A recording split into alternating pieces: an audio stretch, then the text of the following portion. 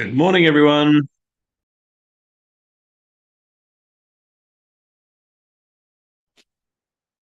Good morning, Dave.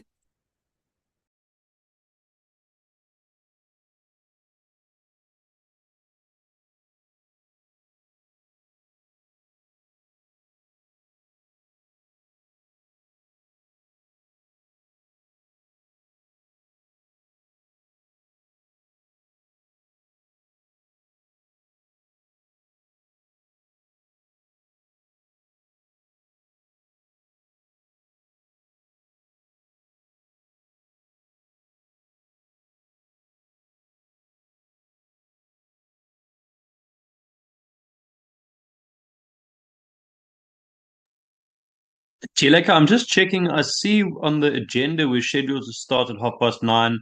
Is that still the proposed start time, or are we starting later?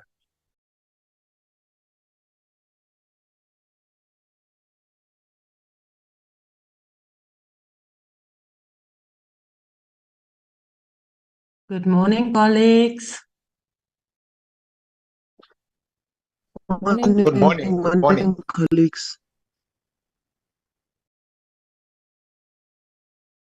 Wrong time. I was sure the agenda said 9:30. Yeah, it's saying 9:30. The agenda still says that is 9:30. Yes.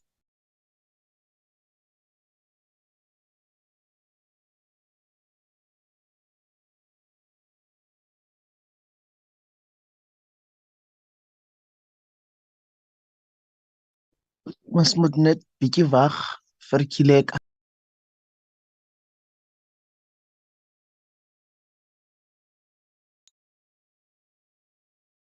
Morning, honorable members and colleagues. Good morning. Morning, Chilis. Morning. Fine. How are you? Members, I'm waiting for Chair to join. And then after that, we'll start. Thank you.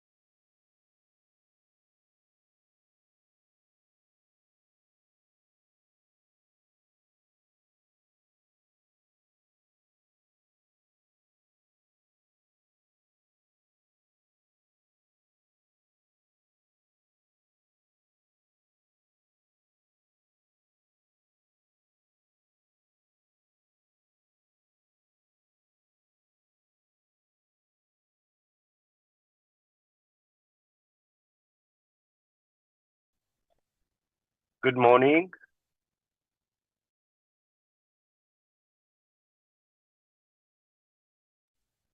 Good morning.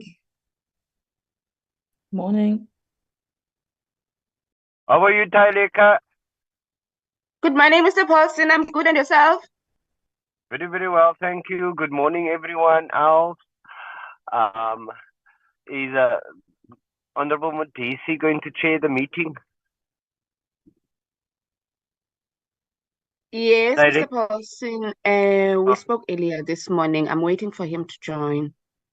Okay, that's very good. Dave, how are you feeling?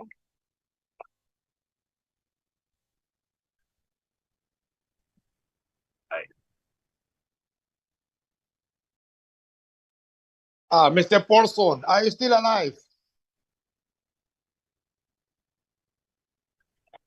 Yeah, it's very interesting, because a friend of mine, and he's younger than me, a good person, angelic soul. Every morning he sends me an extract from the Quran. Yesterday, shortly after he sent me that extract, he made his morning prayers. He got back into bed, and he never woke up again. Life is short.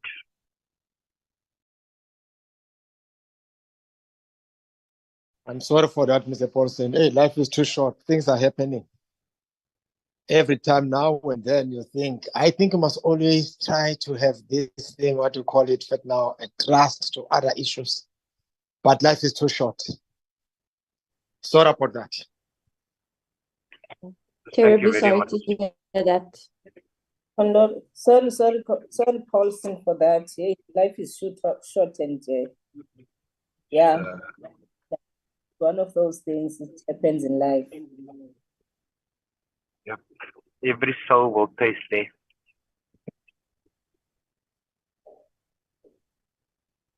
No, we should focus on the important things in life, Nazir, your mic, I don't know what it is, but it's very scratchy. A bit difficult to hear, just so you know, for when you are going to speak later.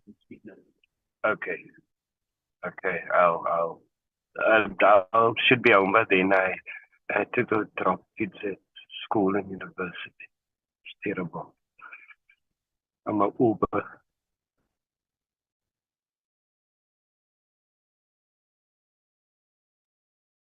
Honorable Paulson, that is the love and the privileges of being a father. Yeah, man. It's, anyway, I don't want to tell you what I tell the mothers whenever I have to do when I have to do anything for them, and that's on a daily basis.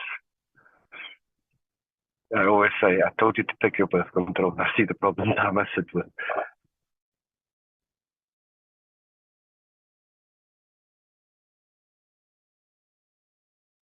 You want a reaction from me?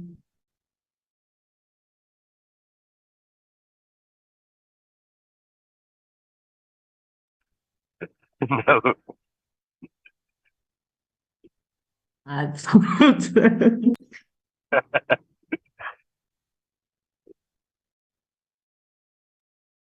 Janeka, can I just check, have we had any feedback from Mr. Modisa yet? Because otherwise maybe we can postpone until 10 o'clock or something. I don't know what's happening. Oh, Brian, I'm trying to call him, but his phone is going to voicemail now. Zalika and all the honorable members, can we maybe start and propose someone to chair until Mr. Modisi come in so we can start? We have a lot of work today. So Yeah. a temporarily chair until Mr. Modisi, our chair, join us. If that is an acceptable proposal. I second that, Honorable Webb. May I propose someone? It's Kanja. Yes, Honorable Kanja.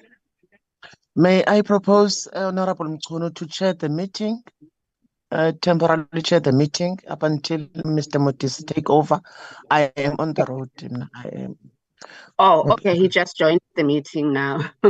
Oh, okay. Yeah. Thank you, members. Chair's here. Morning, Chair. Recording in progress. Molo Chawe. Kunjani? Siyaphila Chair kunjani? Uxolo man, hey, I did not realize that MTN does not have network here. It's okay, Chair. Over to you. I really apologize. I had to get other means quickly.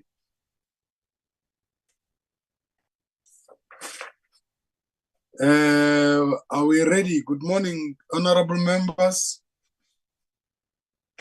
Good morning, Chair. Morning, Chair. Injani Mamkunu? Siyaphila, unjani wena namhlanje? No, ngiyaphila nami. Hayi siyabonga. Uyaphila Maganjo? Ndiyaphila, Chair, ndivuya ukubona.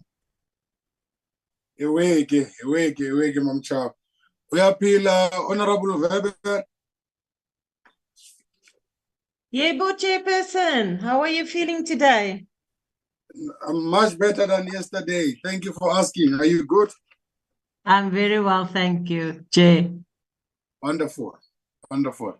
Honorable Bryant, good morning to you.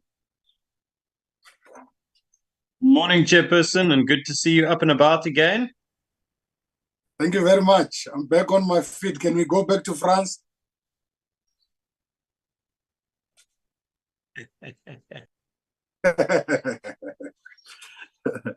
Honorable Winkler, good morning to you. Morning, Chair. Nice to see you in good spirits. Thank you very much. Good to see you too.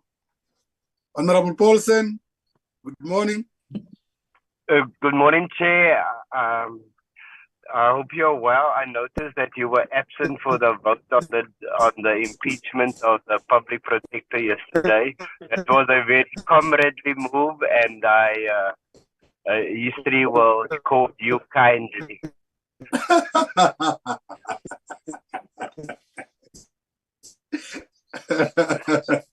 Are you back from France too? Oh, thank goodness I'm back. What a terrible place. Yeah, I would like to get those experiences. Honorable Dlamini Sawubona.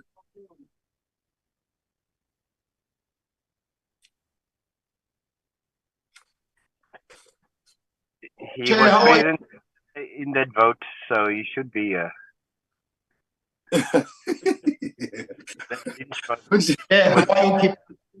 They lynched the public protector. All your comrades. Honorable Dlamini. I'm okay, Chair. Wonderful. I'm not too sure if there's anyone that I'm missing. Minister Chrissy, good morning to you. Honorable Mbata. Bata. Oh, Honorable Mbata Sawubona.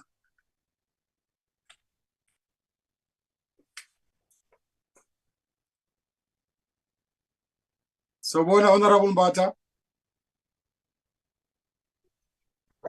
Morning, Chair. Morning, everyone. I have a network problem here. They stole the cable, so we don't have electricity. Just now, I was struggling again with the network.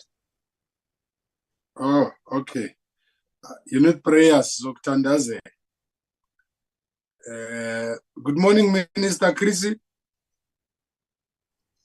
Chairperson, good morning. It's Gift. The minister is trying to join. She just been kicked out while she was greeting it. Are you the new minister? Not Gift.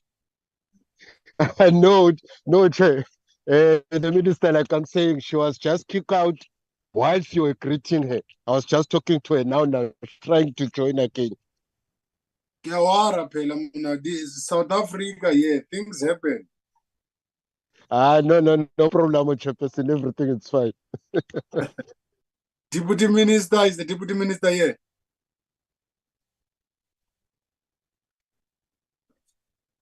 She was gonna join the meeting, Chair, and leave the morning session, but I just got an email to say that she's no longer joining the meeting. Oh, okay. I suspect then we can proceed. Those who are still going to join us will find us along the way. May I request that you flight the agenda? Let's welcome all the officials of the department.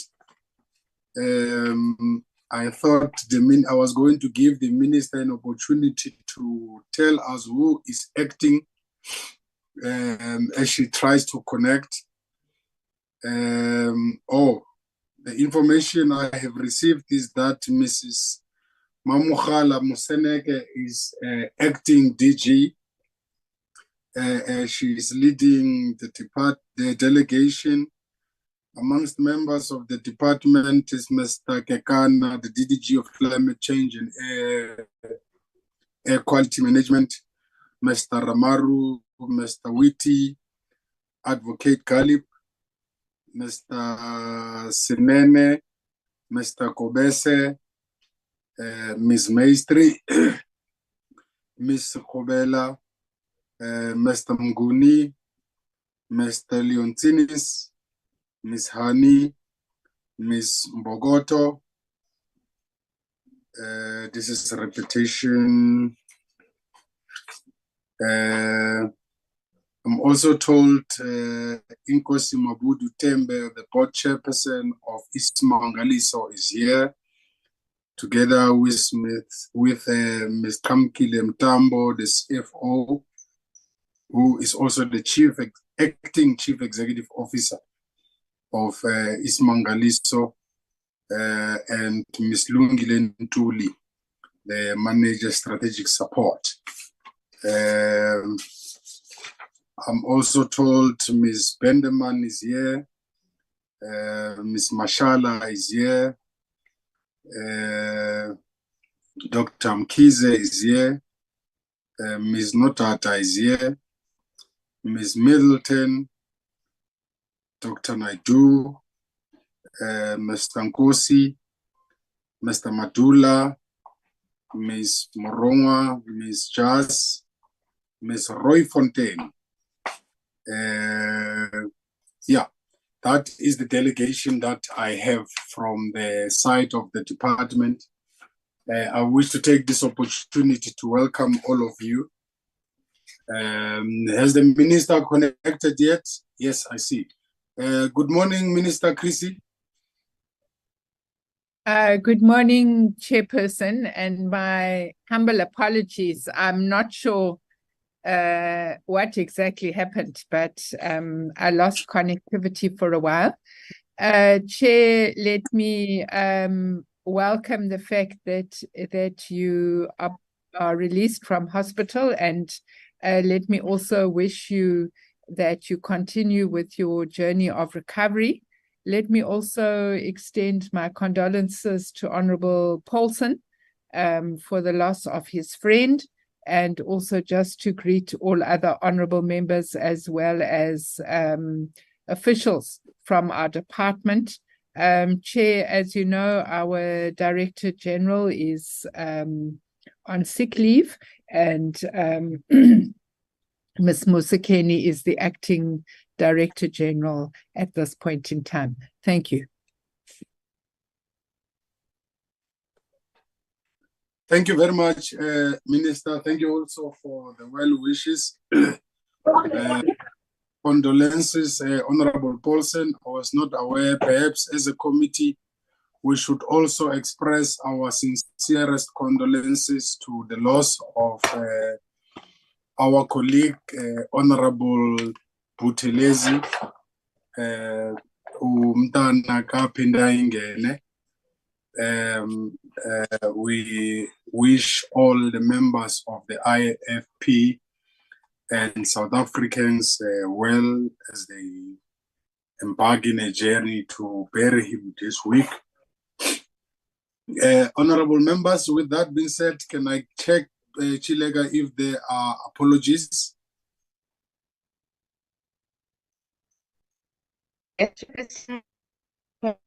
Honorable Singh, in a meeting,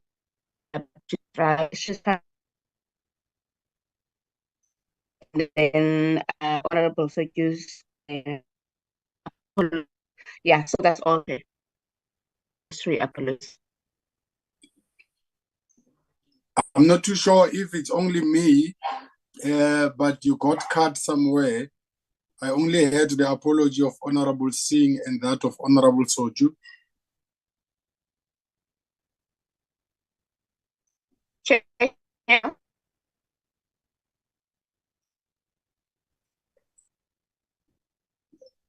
Chilega uyandiva sis.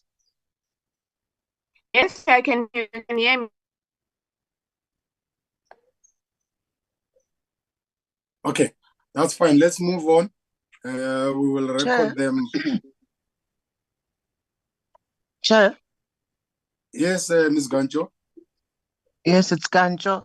I just want the meeting to know that I'm on the road to Aidutwa. I am driving, so I might get cut off, but I will log in the meeting. But I'm on the road. Okay. Any other apologies, honorable members?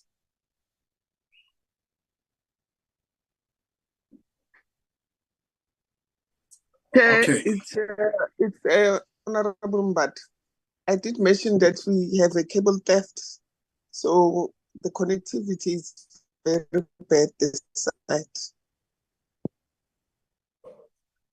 Yeah, we can hear it. We can hear it already. Membata. Can I get the mover of the adoption of the agenda? We have the longest of the agenda today. This is the longest agenda I've ever seen. Briefing by Parliamentary Legal Advisor, Ms. Tanjan. Discussions and deliberations. Briefing by the Department on the third and fourth term quarterly report for 2022-2023 financial year. Discussions and deliberations, lunch break.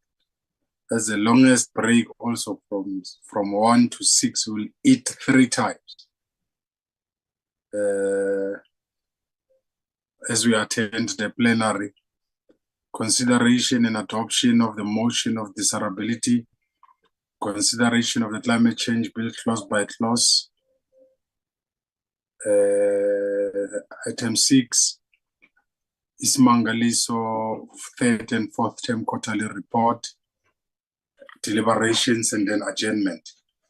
Honorable members, do you want to adopt it as it is, or do we want to amend it perhaps?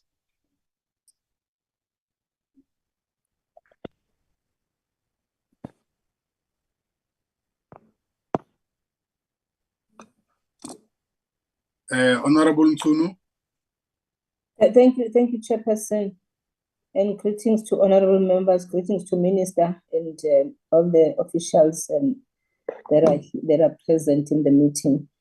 I don't know, Chair, how we're going to handle this, but I have a feeling that we need to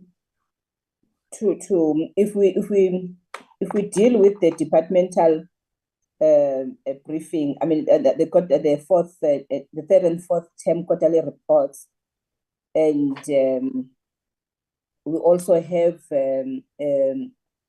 the climate change issues, that we cluster the climate change issues and also the department and the Simangaliso on when we deal with that one, we do it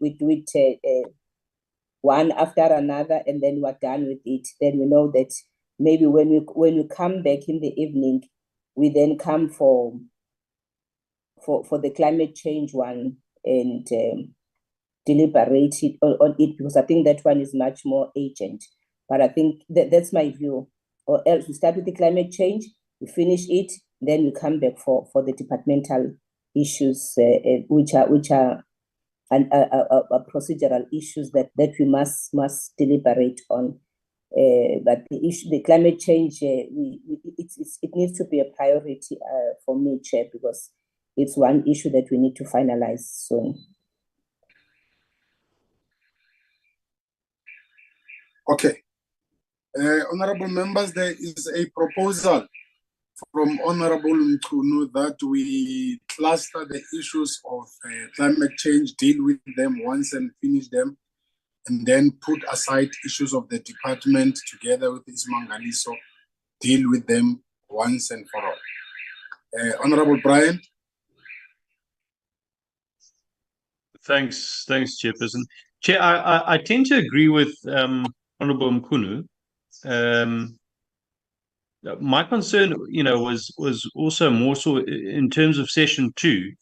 We're allowing ourselves kind of an hour to do the clause by clause deliberations, which think might be cutting it a bit fine. I think we need to allow ourselves a little bit more time to do that. So I would support Honourable Mkunu's proposal that we shift item 5 to item 3, and then do the previous item 3 and item 6, which is now item 6 there, previous item 3 and that the reports and the quarterly reports as our later session, but that we start off with the climate change and the clause by clause stuff, so that we know if we have further work to do, because it is, as she says, I think the most pressing issue.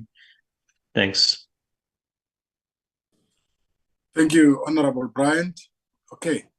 So there is a proposal, honorable members, that we first deal with issues of climate change, and then, but the implication thereof is that we will be keeping Ismangaliso unless we then agree that we release the department and Ismangaliso for the better part of the day, and probably give them the specific time to come back to the meeting. Otherwise, they would have no role to play, or unless we change again and then take the department third and fourth quarter up together with Ismangaliso, and then deal with climate change a bit later.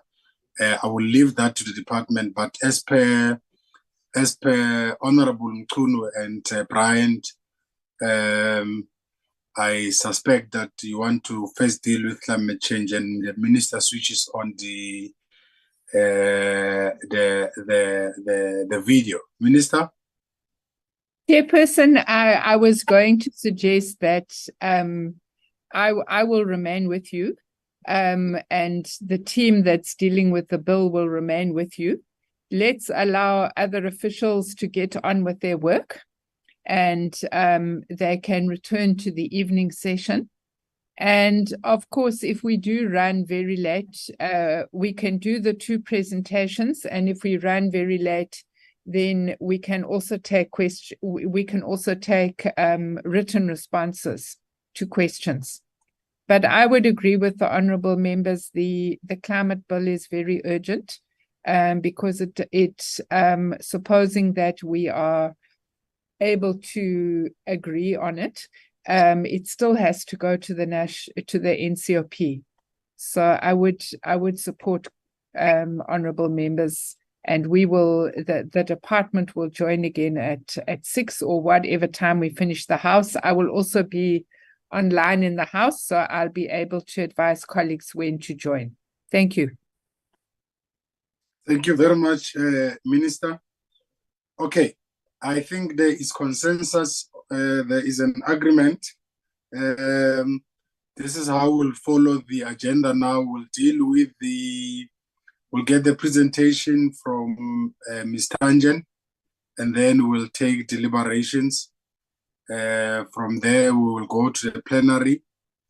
After the plenary, we will take the 3rd and 4th term quarterly report of the department together with Ismangaliso, the way it's structured. As it is, honorable members, can we get an agreement?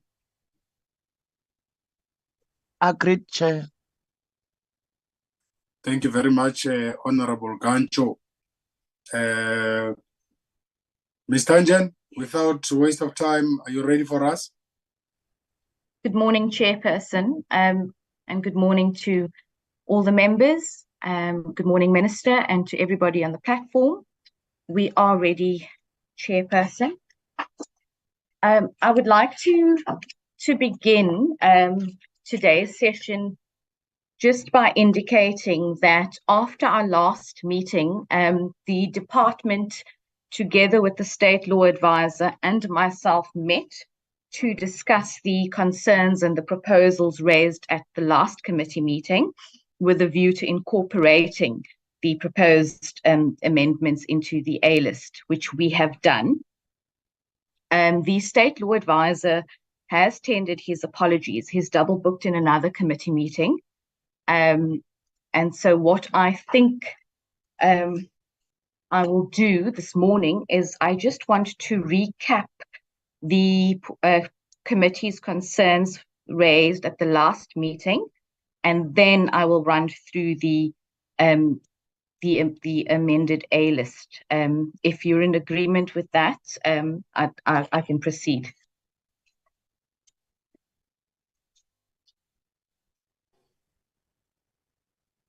Are we in agreement, honorable members? Agreed. Agreed.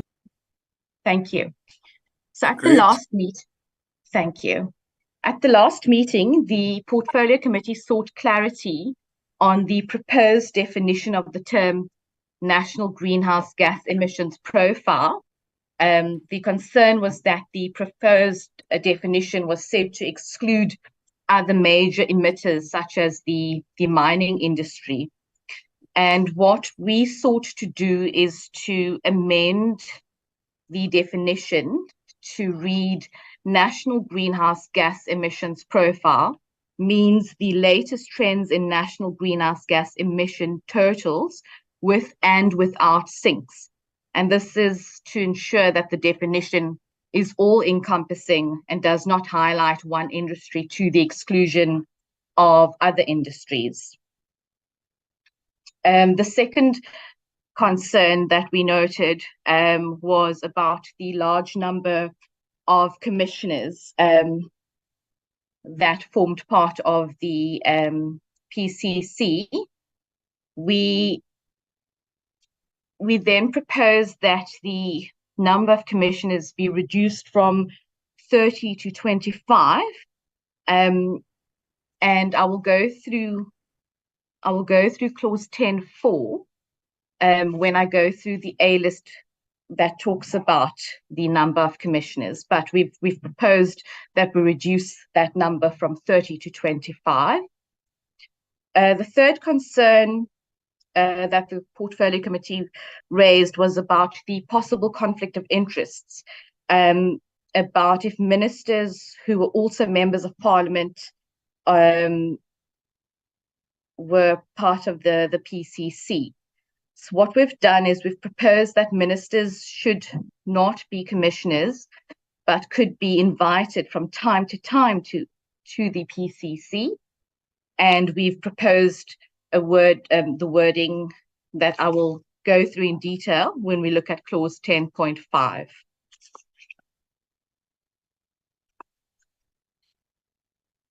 The Portfolio Committee sought clarity on the use of the words must be appointed in clause 10.6.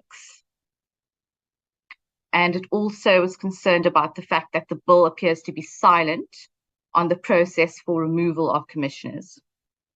We've revised clause 10.6, and I will go through these clauses when we go through the A list.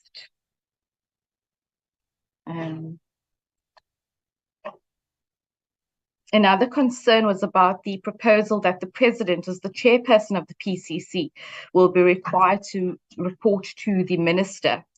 So to clarify the issues of reporting lines, it was proposed that the PCC should submit its reports, its studies, its strategies and recommendations and related information to the National Assembly. So we've reworded clause 13.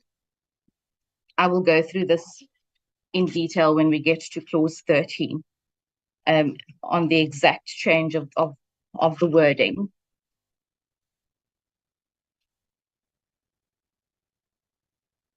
There was also a concern that there needs to be clarification regarding the role of the PCC Secretariat in relation to reporting by the PCC. And this deals with clause 4.3. What we've proposed is that the Executive Director report to the Minister only in relation to administrative and financial matters. The thinking is that in this way, the PCC will then report to the National Assembly on its core work, including reports, studies, strategies, recommendations, and related information, but the executive director will report to the minister on administrative and financial matters pertaining to the PCC and the secretariat. Lastly, there were concerns about the wording, at least with regards to timeframes. So we're looking at clause 19. We've inserted, excuse me, we've inserted the words at least on page 12 before timeframes in lines 31, 36 and lines 43, which I'll go through now. That's just a recap of the portfolio committee concerns from the last meeting, which we've incorporated and we've attempted to address in our final A-list that's flighted here this morning. I'm going to go through the A-list now, and I think yes, Chairperson. Yeah. Before you go through the A-list, yes, I want to invite honorable members first. For instance, in clause, please go to clause 5.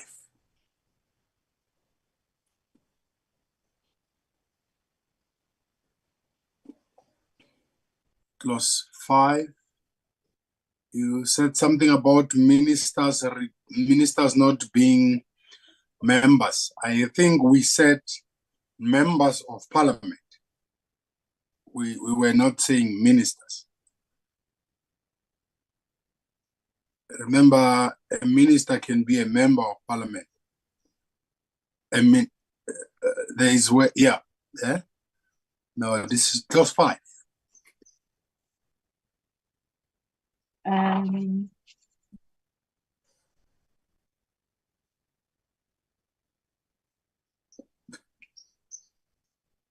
Where we were saying members of parliament may not be commissioners. Chairperson, just bear with me. I don't think, I'm not sure if that's clause 5, but we did make a change to that.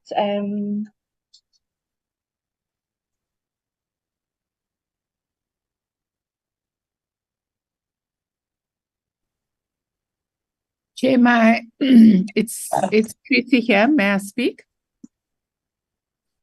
Who's that? Prissy? It's the minister. Yeah. Oh, minister. Yes, minister.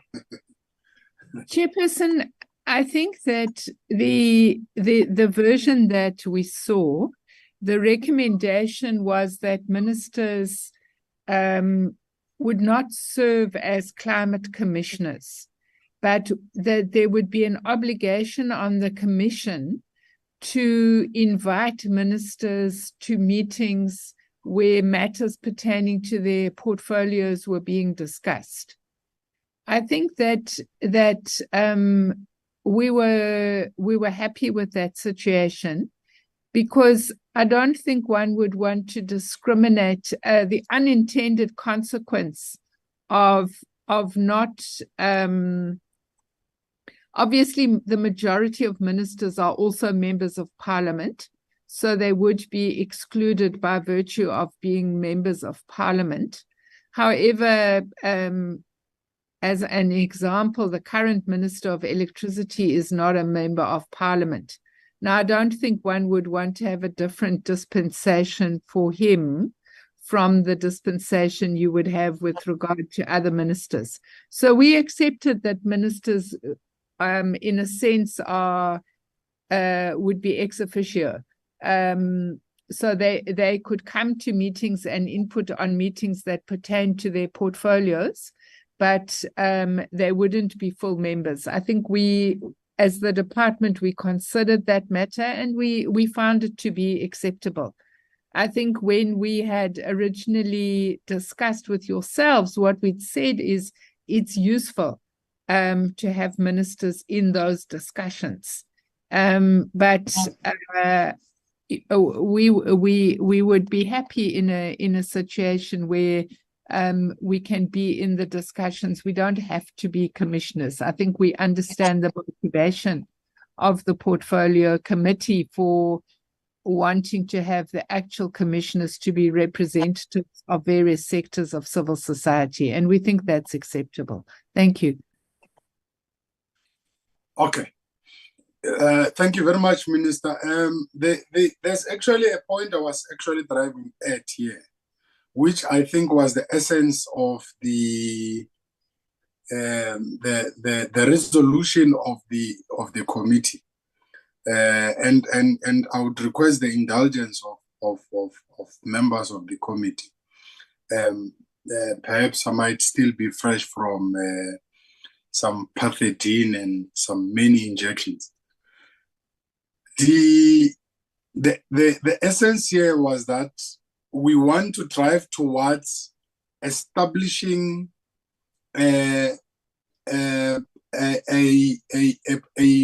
presidential climate commission that reports to the minister. Now, this does not mean, Minister, that we exclude ministers from being members of the commission, but we exclude them from being commissioners. On that one, I think the committee was clear. That's one. But two, we spoke about the Presidential Climate Commission reporting to the minister, guided by the PFMA. That is where I was getting to. I'm not too sure if that clause if Tolishini was going to get it. It was going to guide us. I hope we're not missing each other very much, Honorable Minister.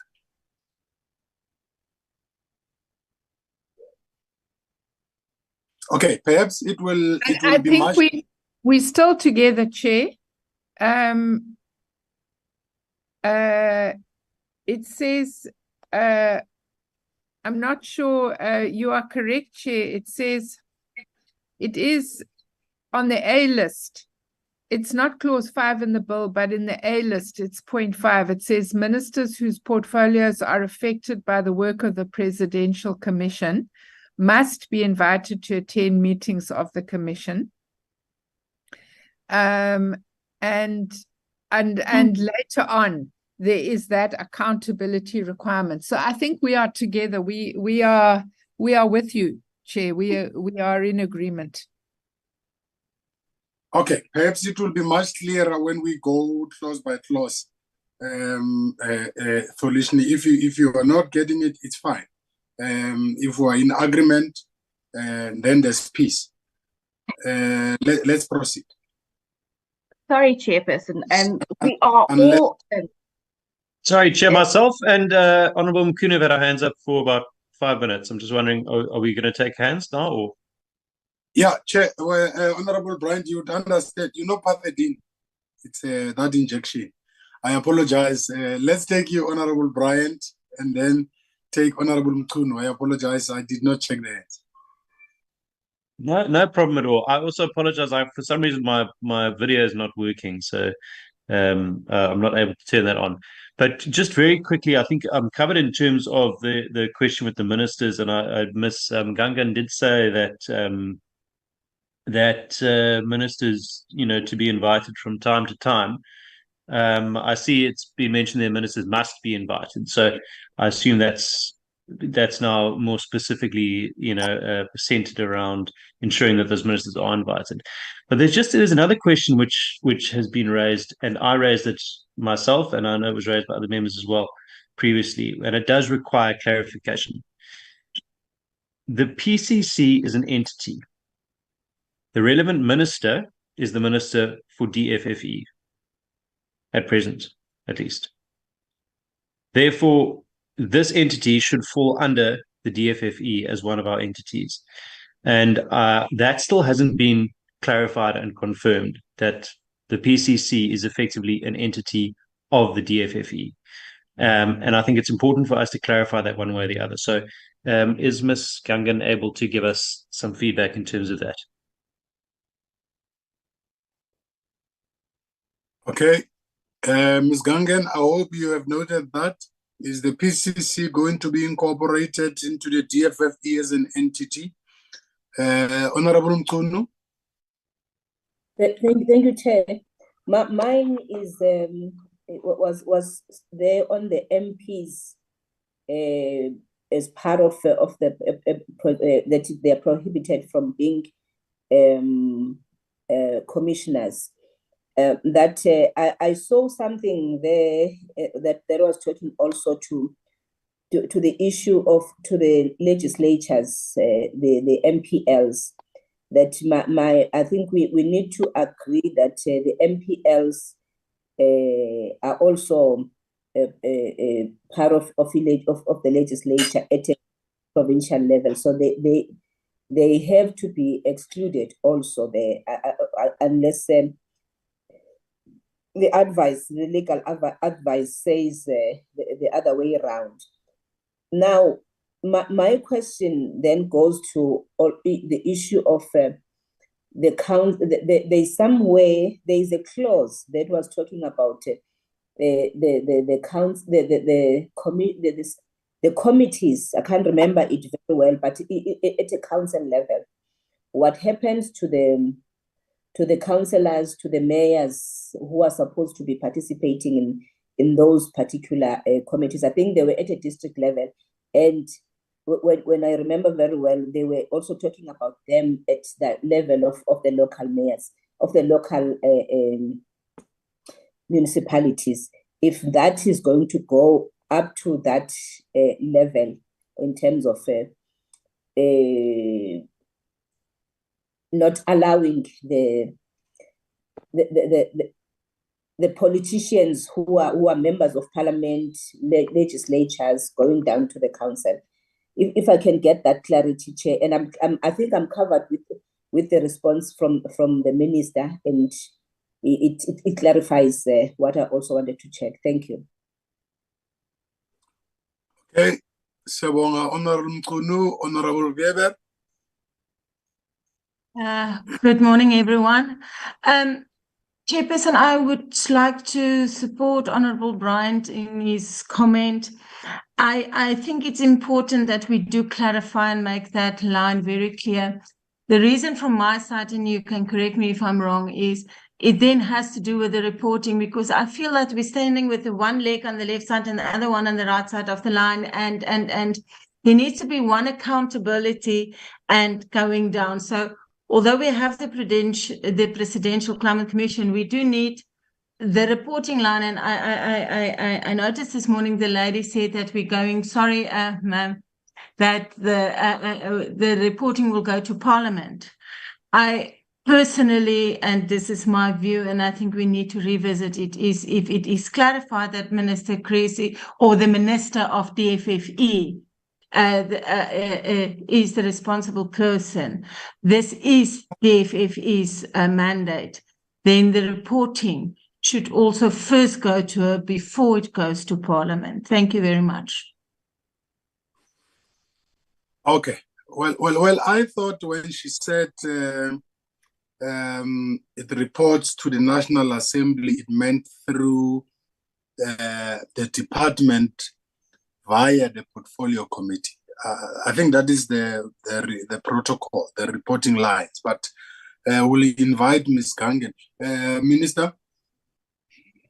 Can I just, I think Ms. Gangen will obviously share the perspective, but can I just say to honorable members, what happens is that when the president appoints ministers, he assigns acts to those ministers. And you would recall that in the previous, in the 5th Parliament, the Marine Living Resources Act was assigned to the Minister of Agriculture. In this Parliament, in the 6th administration, the Marine Living Resources Act is assigned to the Minister of DFFE. So I think that the Climate Change Act, should it become an act, will be assigned by the president to a minister. That would then inform the location of the Climate Commission, because the Climate Commission is a statutory body of this Act. So I'm just saying that you would not put in the bill that it belongs to DFFE. Let me give you an example. When I attend climate meetings across the globe, many of my counterparts are ministers for climate and energy.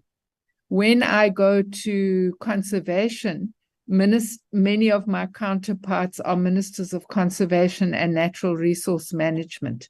So I'm just making a generic point that we can't put into the bill the name of a minister or the name of a department, because bills get assigned to different ministers.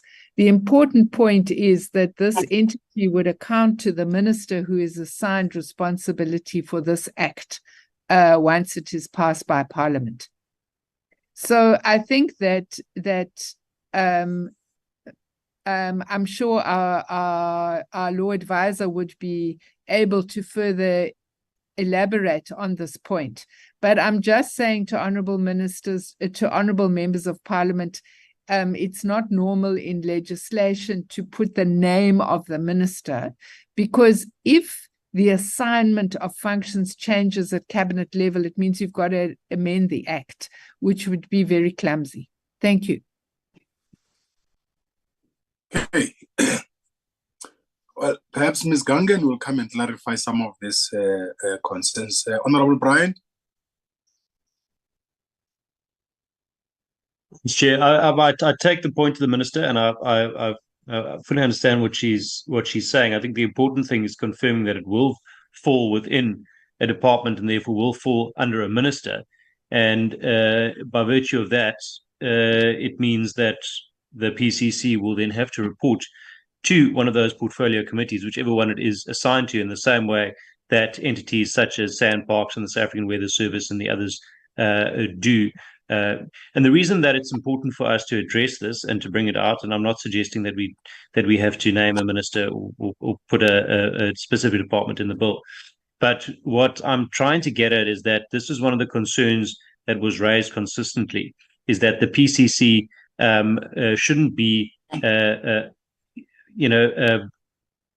given a quite a specific set of responsibilities, but not necessarily be held accountable in terms of its overall functioning, and that therefore it should fall under the auspices of at least one of the portfolio committees, whichever ministry that it's then designated to in the coming administration. Obviously, we're not expecting this to happen before the next term.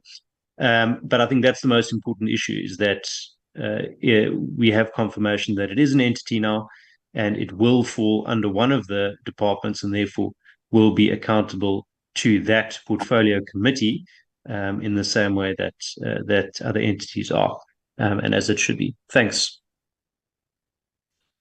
Okay. Honorable Winkler? Thank you, Chair. So my question is, so if the president assigns a minister to the Act, and that's where the PCC will therefore be attached to that specific ministry, what role do we envisage the Portfolio Committee on Environmental Affairs is going to play in the oversight and implementation of the Act, considering that a lot of the, I would say, the wording in the Act actually pertains to programs that fall under the Department of Environmental Affairs.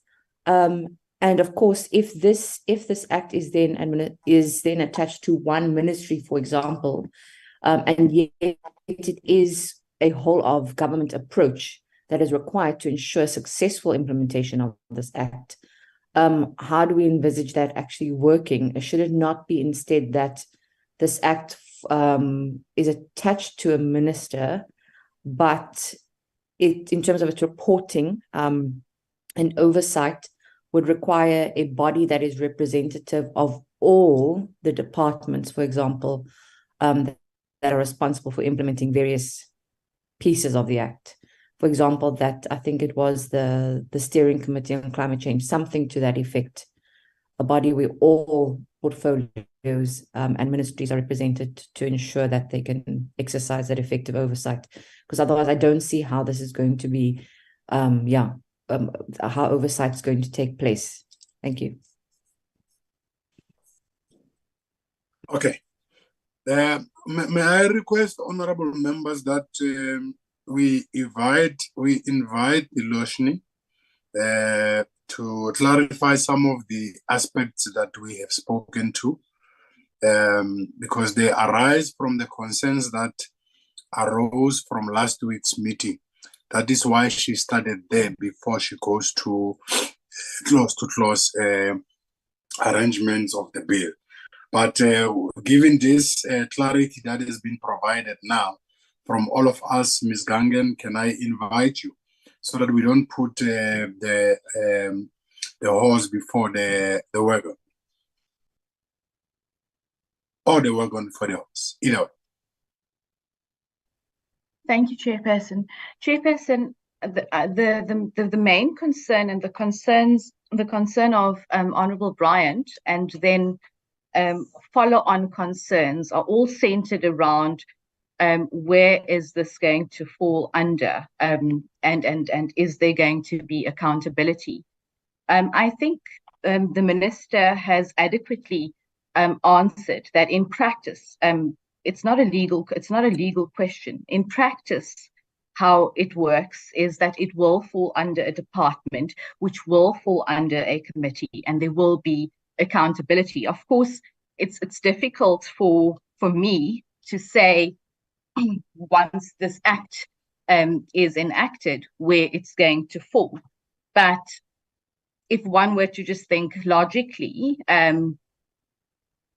this deals with environment, and it seems as if this would be best placed within this committee, Forestry, Fisheries and Environment. But it really is difficult to say, because in practice, Cabinet makes that decision. Yeah, so it's a difficult question to ask, but it has to go to a department. It will fall under a committee, and there will be accountability. I can't, more than that, I cannot say. It is not a legal question. It's how things work in practice and how bills are allocated to different ministers and departments. Thank you, Chairperson. Okay, shouldn't we proceed then? Can I Minister, just add one thing? I don't yes. think that members have to worry that department won't have the capacity to carry out the bill, because when a bill is assigned, the relevant executive capacity to implement the objectives of the bill would also have to be assigned to the minister.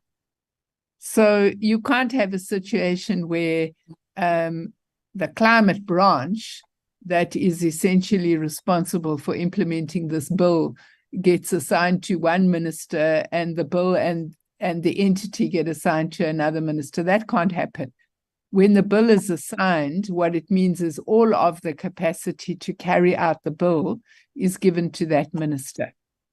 So my plea was, let's not, it was just a technical question. Let's not give a name to a portfolio committee or a minister, because you will be changing the act every 5 years on a nomenclature issue.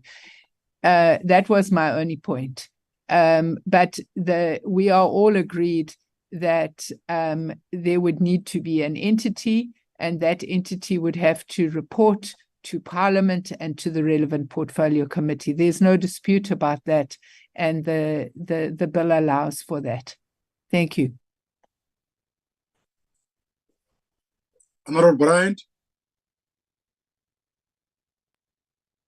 Chair, I just wanted to say I'm happy with the response by Ms. Gangen and the Minister, and I fully accept that, and glad that we've got that confirmation. Thanks. Wonderful. I also agree. Ms. Gangen, over to you. Thank you, Chairperson.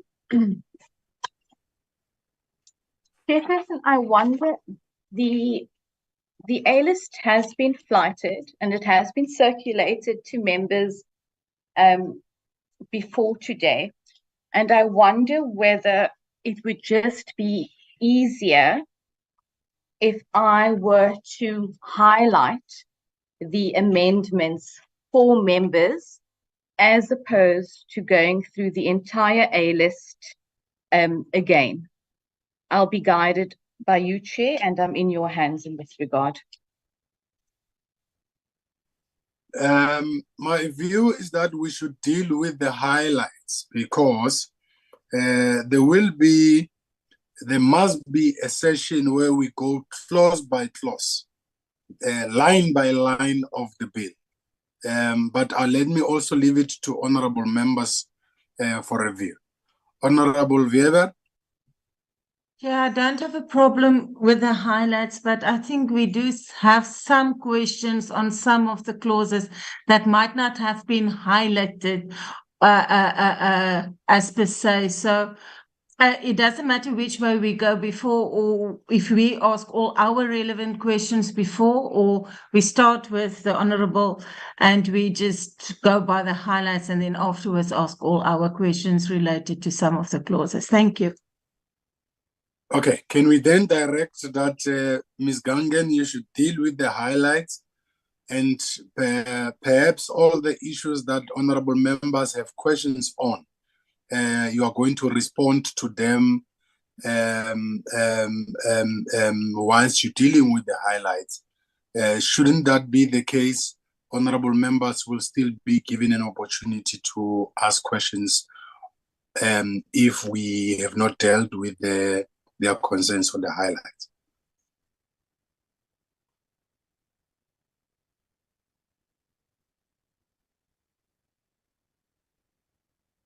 Philoshni?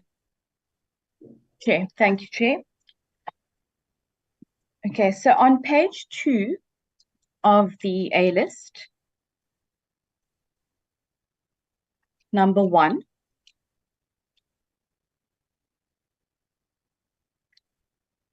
we've amended the definition to make it more inclusive, as I discussed earlier.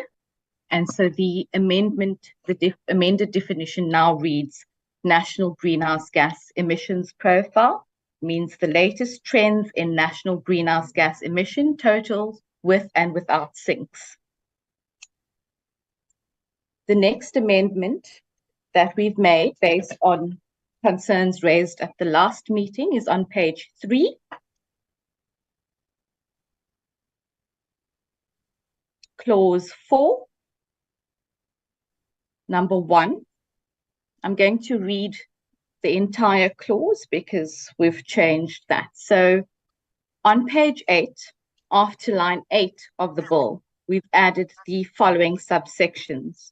3, the executive director of the Presidential Climate Commission must submit to the minister, A, at the end of every quarter, a report on the Presidential Climate Commission's activities, the performance of its functions, and expenditure, including the implementation of its approved strategic plan, and B, annually within 6 months after the end of each financial year, the Presidential Climate Commission's financial statements and the audit report on such financial statements. 4, the minister must table in the National Assembly the reports and financial statements submitted in terms of subsections 3A, within 15 business days after receiving the reports and the financial statements from the Executive Director of the Presidential Climate Commission, or B, if the National Assembly is not then sitting, within 15 business days after the commencement of the next sitting. The next amendment is on page 5, clause 10.4. 10.4. Let's just There we are. Could you move? Thanks, Taleka. For A, we've included, so we've changed the amount of commissioners there, the number, to 25. So we've inserted the number 25. We've also inserted the words, I'm just going to read, members who will serve as commissioners, and we've inserted of the Presidential Climate Commission. It's a non-consequential change, but it just reads better. And then we've also included, as per members' proposals, the words traditional leaders. So we've included representatives of, including but not limited to, government, organized labor, civil society, and we've included the words traditional leaders. For B, we've inserted a member of parliament may not be appointed as a commissioner of the Presidential Climate Commission. And I think, Chair, that was your concern earlier, and this is the clause that we should have been referring to. Subsection 5, we've inserted ministers whose portfolios are affected by the work of the Presidential Climate Commission must be invited to attend the meetings of the Presidential Climate Commission. 6, we've inserted the words of the Presidential Climate Commission. Subsection 10, we've inserted a dash after subsection 10. And A, we've added the words determine, and we've deleted the words and. We've inserted B, which says, we've inserted C, which says adopt rules which list the circumstances under which commissioner may be removed, as well as the process for such removal.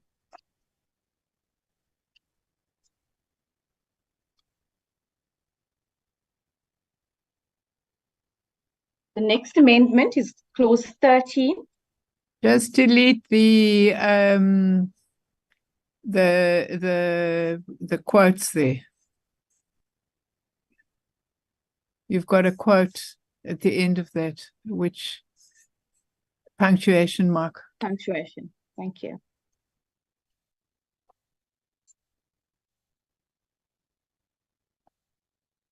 Sorry, Chair, can we maybe, if we do it now, like clause by clause, and we're on number 10 now, can we give our inputs, or we're going to complete everything and then go back?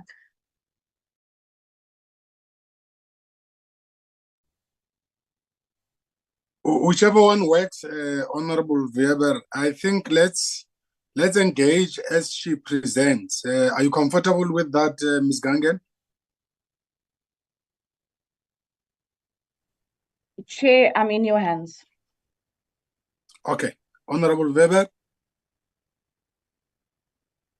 Chair, thank you. I just have a couple of questions. I think everyone has received Honorable I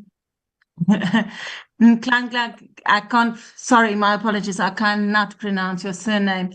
So I hope I'm not stepping on toes here. I just would like to have the comment. There's a comment about the number of 30, not more than 30 commissioners. And then we appreciate that it was changed to 25. Colleagues, if we maybe can just look at the, sorry, I just need to open my notes here. Can we have, sorry, Chair, can Honourable Brandt go first? I've lost my notes now due to load shedding. If I can just get back to my notes while he's speaking, thank you. Sure. Honourable Bryant. Thanks, Chair, no problem.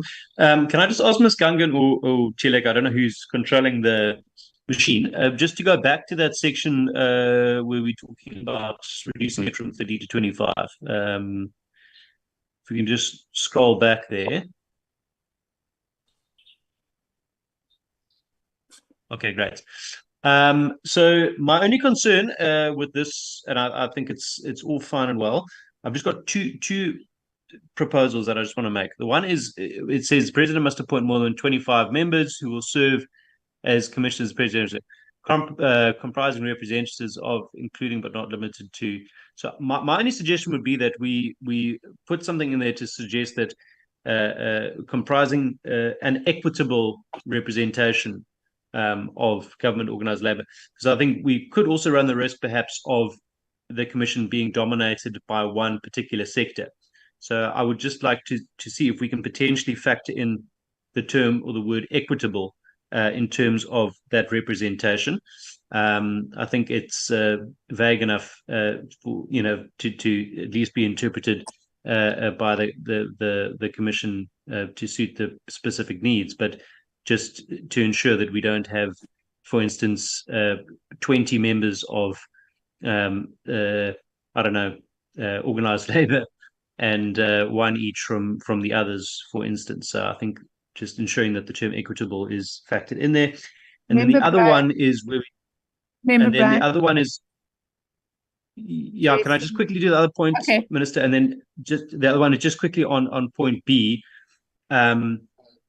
where it says a member of parliament may not be appointed as a commissioner. Just a suggestion to perhaps say that a serving member of parliament may not be appointed as a commissioner of the Presidential Climate Change Commission. Members of parliament do have other, I don't know what a status of member of parliament. Once they've finished serving, they do have certain, I don't know what the term is, perks or whatever it is, that they are able to still fulfill certain roles within Parliament and do other things. So maybe just to say a serving member of Parliament, so that we don't exclude people who've previously been members of Parliament. Those are just two suggestions. They might sound semantic, but I think they're important. Thanks. Sorry, Minister.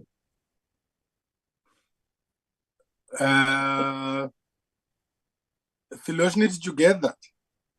One on Yes. a member of Parliament, Honorable Brian suggests that it may prohibit former members from serving. I'm not too sure if he wants to use the word serving, the currently serving, the incumbents. And secondly, the equity on traditional leaders. You don't want the Presidential Climate Commission that has 25 members and 20 traditional. Just an example. I'm not too sure. He says it's semantics, but those are user-friendly words. Minister, I saw your hand. Would it be acceptable to Honourable Bryant, instead of using the word equitable, to use the word fair, comprising a fair including but not limited to a fair representation from? Just because equitable, you get into 3 of these and 4 of those, and 3 and 4 are not equitable. But fair, I think, captures the spirit of what he's saying, that it shouldn't be dominated by one sector. If that would be acceptable to him. Honorable Brian. Yes, Chairperson, that's Chairperson. I think that's a very good term to use. We certainly don't want to be looking at a kind of quota-based system, so that's great. Thanks. Philoshni? Thank Does you, it Chair. work? Does it work for you? I've noted both of those. Thank you very much. Wonderful. Honorable Weber, you want to come back? Oh. Yes, thank you, Chair. Chair, just on point 10.1, we have had a discussion, but we didn't come to any conclusion on the time limit of the Presidential Climate Commission after the bill has come into law. And there's a proposal that we look at maybe include the provision requiring the process of appointing commissioners to begin within 6, 12, or 18 months of the bill becoming law, or whatever period will be realistic to us. Because I'm sure they're not going to exist forever. So I do think we need to put just not a time limit, but there needs to be an end to that commission as well. So I'm not sure if my colleagues can guide us, but we have not completed at actually that discussion on after the laws become active on are they going to continue or they're going to stop and what time limit will there be to it. Thank you very much. I hope that makes sense. Thank you. I'm sure it does. It is somewhere there. Honorable Mkunu. Thank you, Chair. Thank you, Chair. Mine is on that one of members of parliament that they cannot serve as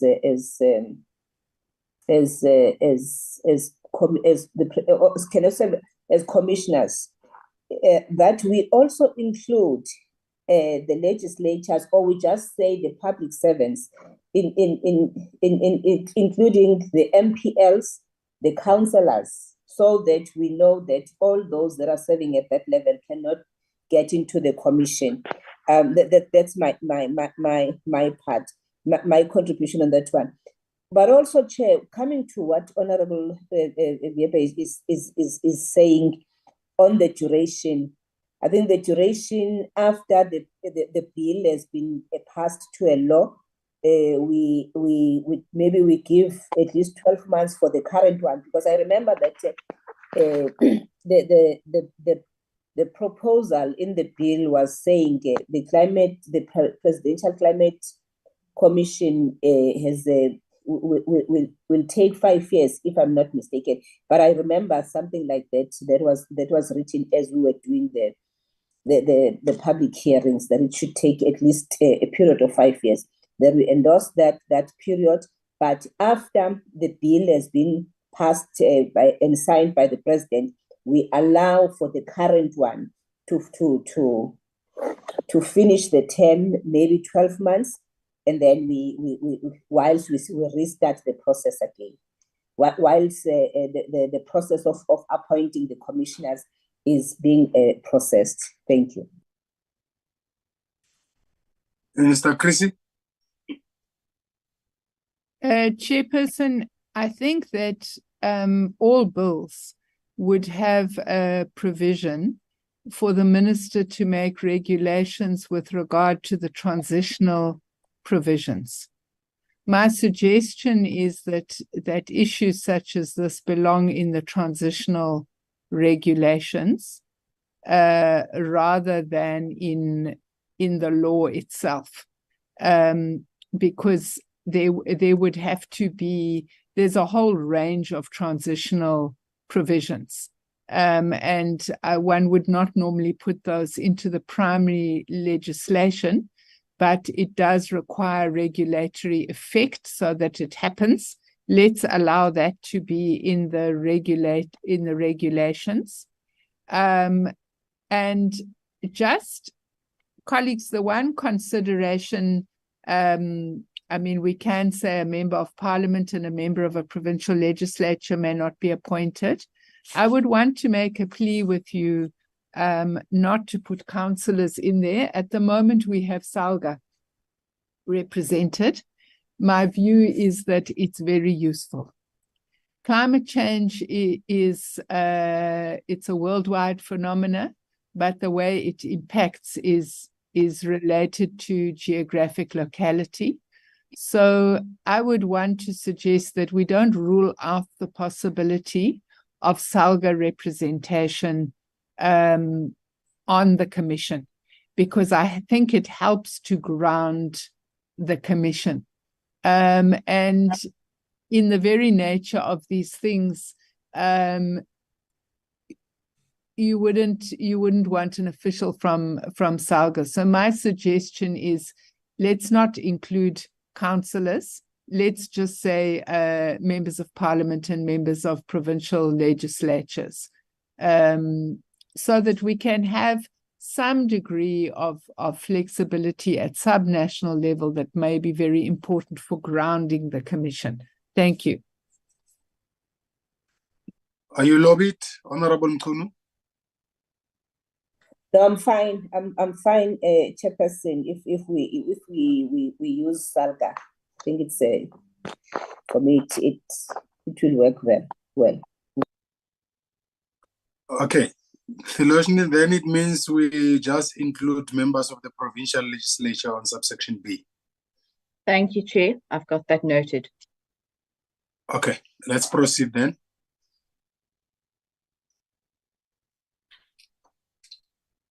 Chairperson, there is Honourable Mkunu's hand is up. The legacy hand, sorry. Okay. Thank you. All right.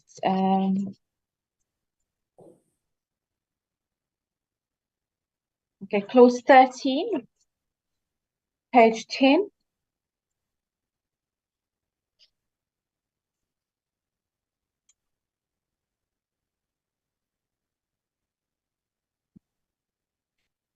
We've inserted 13.1. The Presidential Climate Commission must submit its reports, studies, strategies, recommendations, and related information to the National Assembly and to the ministers whose portfolios may be affected for information purposes within 30 days of finalization thereof. 13.2. The Presidential Climate Commission must furnish the National Assembly with such additional information and particulars as the National Assembly may from time to time require in writing in connection with the activities or functions of the Presidential Climate Commission. 13.3. The National Assembly may require the Presidential Climate Commission to provide a report on any advice and guidance it has provided to government in terms of Section 11. 13.4. The reports of the Presidential Climate Commission must be made available to the public by publication on the Presidential Climate Commission's website.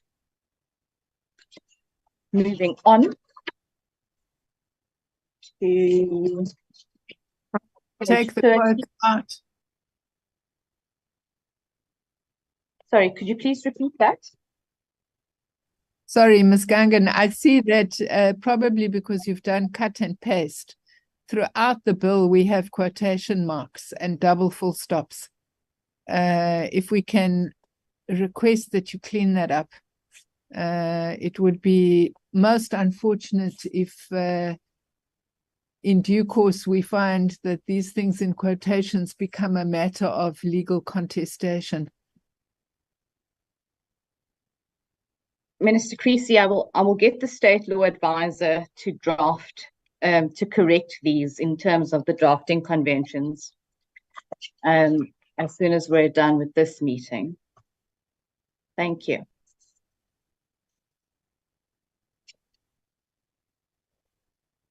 Clause 19.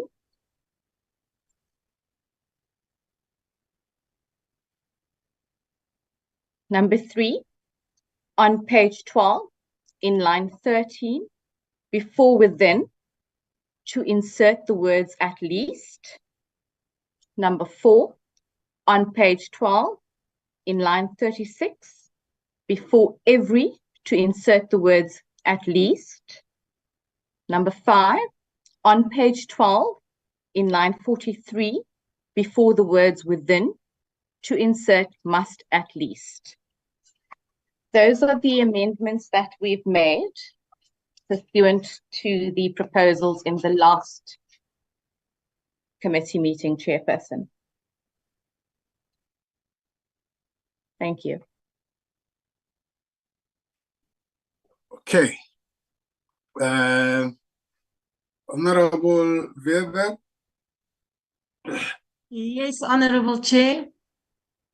My hand was not raised, but I'm still considering my question, so I will go ahead if I may. Please go ahead. Or did you say something else? No, I just want to, at clause 12A, the capital A, the minister appoint a person with appropriate qualifications, experience and expertise as the executive director of the Presidential Climate Commission following a competitive recruitment process. I was just wondering if there shouldn't be set a criteria of what the chairperson must be, and that the whole committee actually elects the executive director instead of being appointed by a minister.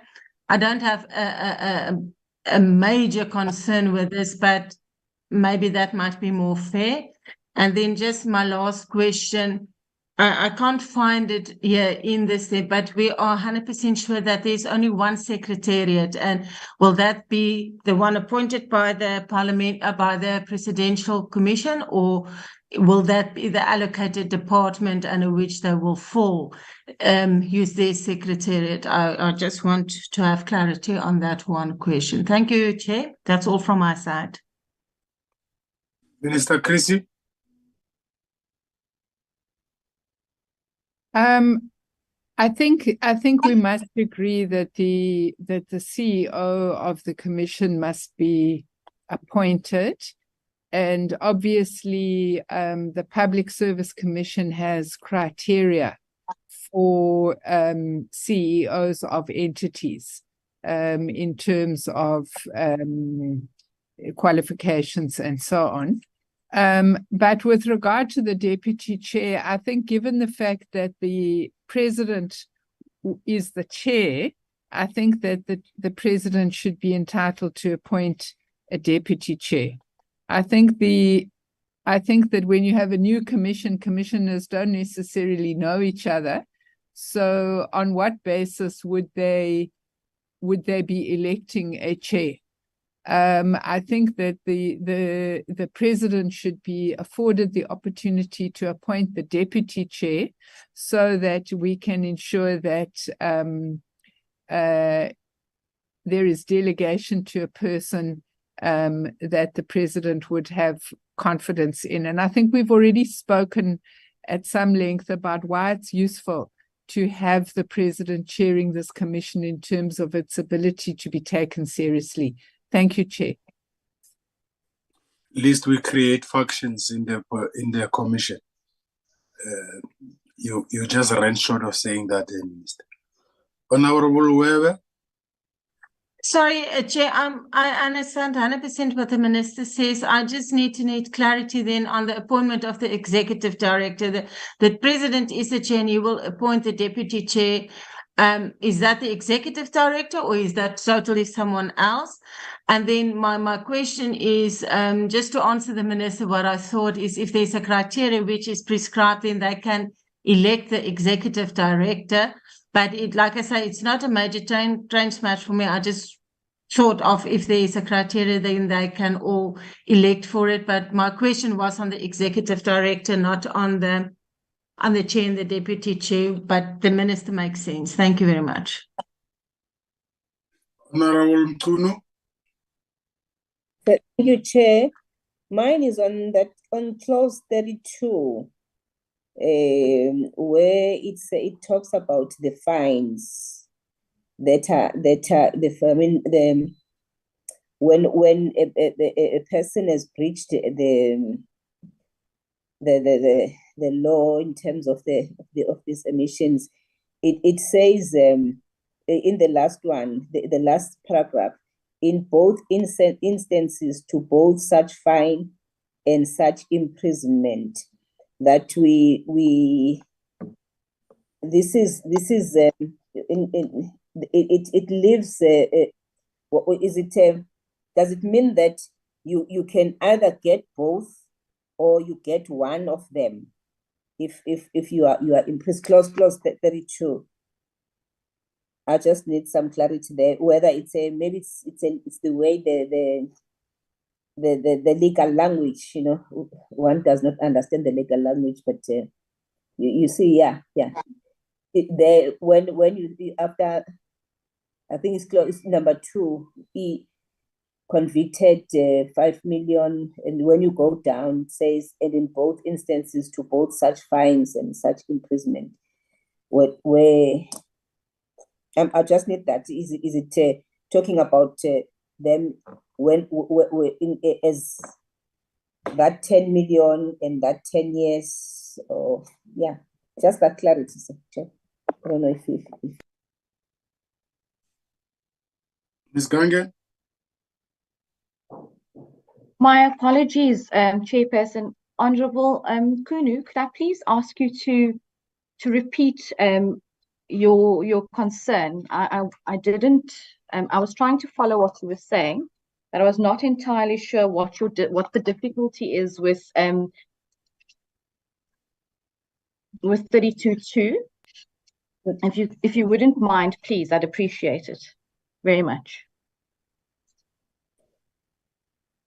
Thank you, Chair. It talks about in both instances. Can it be both? Does it mean that you can get that 10 million and at the same time given an imprisonment? I mean that both instances. Where is it really? Is it separate as it is written above, or because if you now say in both, so I was just checking that one. Check. As it is worded here, it says that if you're convicted of the offence, you will be liable to a fine not exceeding, it gives the amount, or to imprisonment for a period of not exceeding. So it's not both. Am I understanding your question correctly, Honourable Mkhunu? Yes. It's all, and that will be for the courts to determine.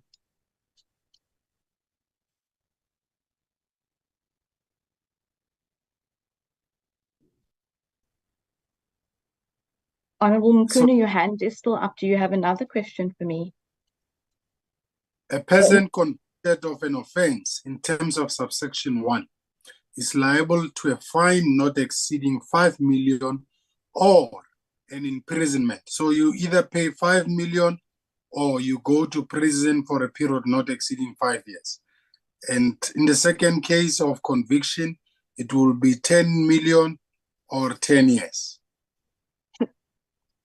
Chairperson, sorry, I just want to add, it's also within the discretion of the court. So if you look at the end, the second last line of that clause, and it says, and in both instances, to both such fine and such imprisonment. So it's either or, and then also both. Both. Obviously dependent on the court.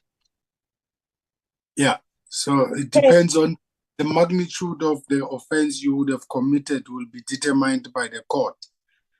If the court arrives at a determination that you must go 5 years, you'll go 5 years, or you pay 5 million, or 10 years, or 10 million, or both. Honorable Mkhunu? Yes, Chair. No, I understand clearly, Chair. Now, my only worry is that we only confine to two. I mean, the first and the second offense. What if this person is persistent? What is it not prudent to put something that talks to that particular offender? If he persists, he or she persists on this offense. Because if I'm able to get that 10 million and pay it, what then happens thereafter? I don't know. I don't know if they can think about something that can be done. Either we take out the license or but we have to have a punishment that does not allow a person with a lot of money to just go and break the law anyhow. Thank you.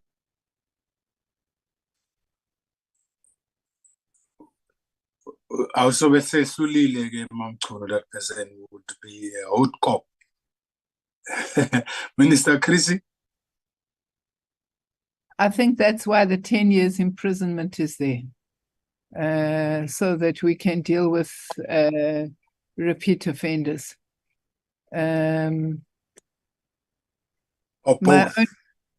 Yes.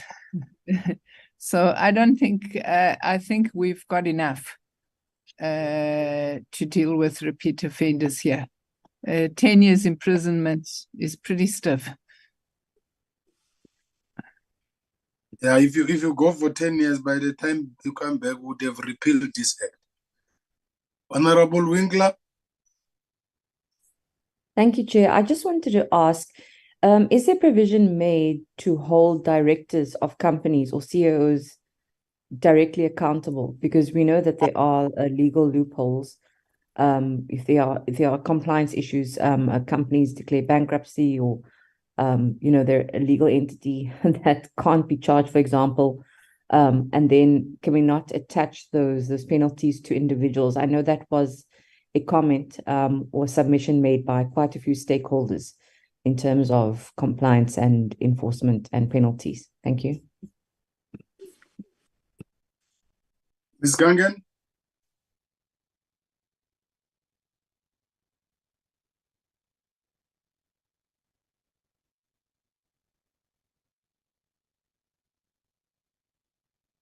Minister Chrissy?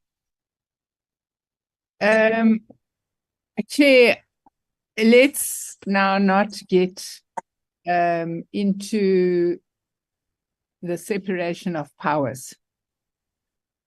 It's the duty of the legislative arm of government to prescribe sentences in the Act for offenders. It's the duty of the judicial arm to decide who is convicted and how and what will happen to them. In certain instances, we know that the courts have singled out individuals where they have felt that that is appropriate. I think that we shouldn't overstep our mark here. However angry one might be with certain individuals, in the end, we're a country with a rule of law.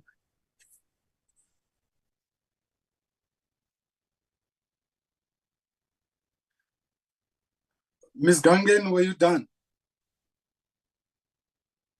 Chairperson, I was done. Okay. Thank you. All right. Honorable members, we're still going to get an opportunity to go through a bill that does not have spelling errors, that does not have exclamation marks, commas, and all those. Yes, Ms. Gange. Sorry, Chairperson, while you are talking about exclamation marks and commas and all of that, I just want to be fair to my colleague, the State Law Advisor. So there's a particular style of drafting. I'm not a drafter. I will do the clauses, but insofar as the commas go and that sort of thing, the State Law Advisor adheres to drafting conventions.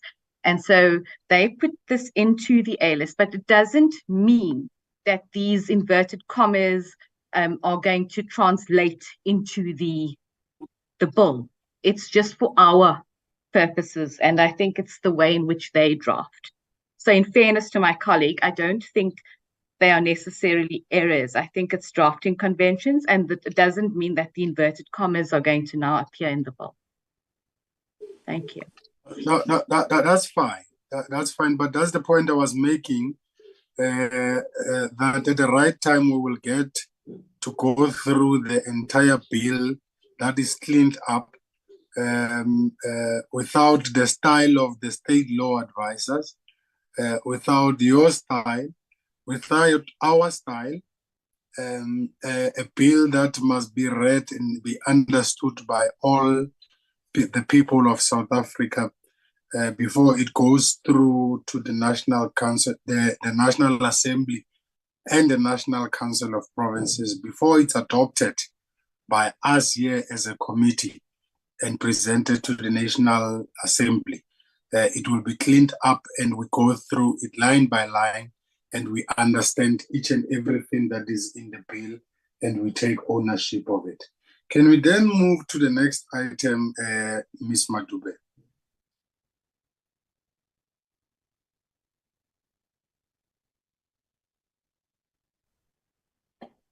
Chair, can you hear me?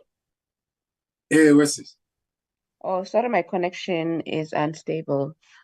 So Chair, the next process, if members agree with this draft, then the legal teams must still meet and then come back either this evening or tomorrow so that we can adopt the motion of desirability, and then we then go clause by clause on the bill that you were referring to that will be cleaned without commas and exclamation marks.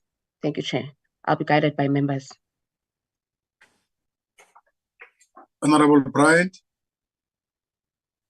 Chair, I think the only challenge with that is that we've now agreed to amend the agenda to do the clause by clause next, and do the other stuff later. So maybe the legal team could advise how long they would need to, clean up the document and just add those one or two last little things, to see if we are still able to do that maybe within this morning's session. Otherwise, we'll have to do the clause by clause later today. Okay, I hear you. Philoshni, how much time do you need to clean up? Chairperson, may I please ask for an indulgence of a minute? I just need to call the state law advisor to ask him how much time he would need. Okay, it's 12 past. Can we come back at 15:15? You would have made that call, right? Yes, Chairperson. Okay, 3 minutes, honorable members.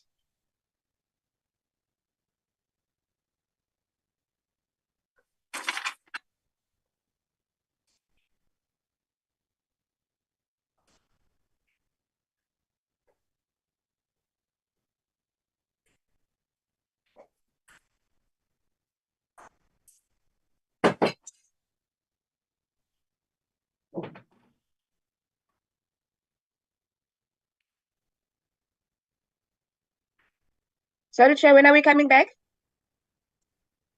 15:15. Oh, 12:15. No, 11:15. No.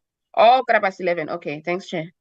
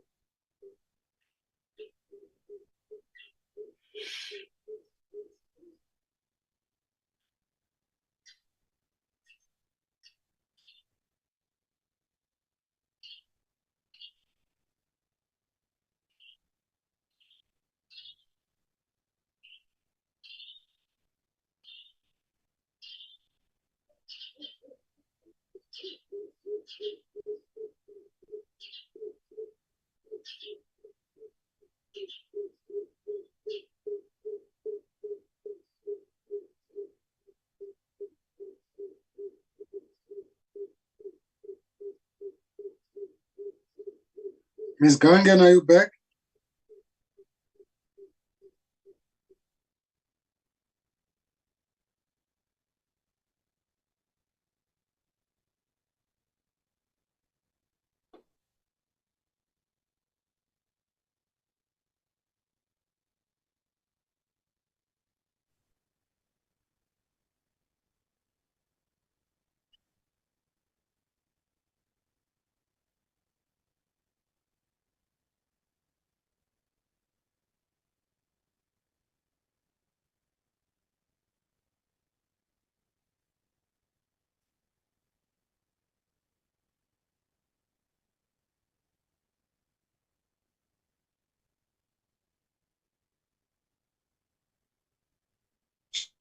What?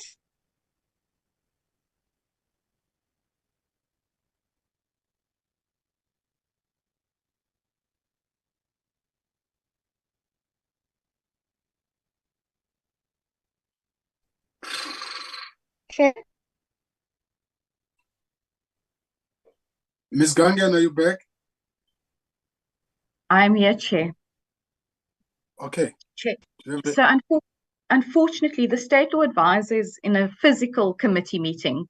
And I've just sent him a WhatsApp and he said he's in a physical meeting. So he can't really, assist right now. What I propose, subject to what the committee says, is whether we could get an opportunity to try and sort this out during the course of today. And then hopefully we'll be ready in the morning.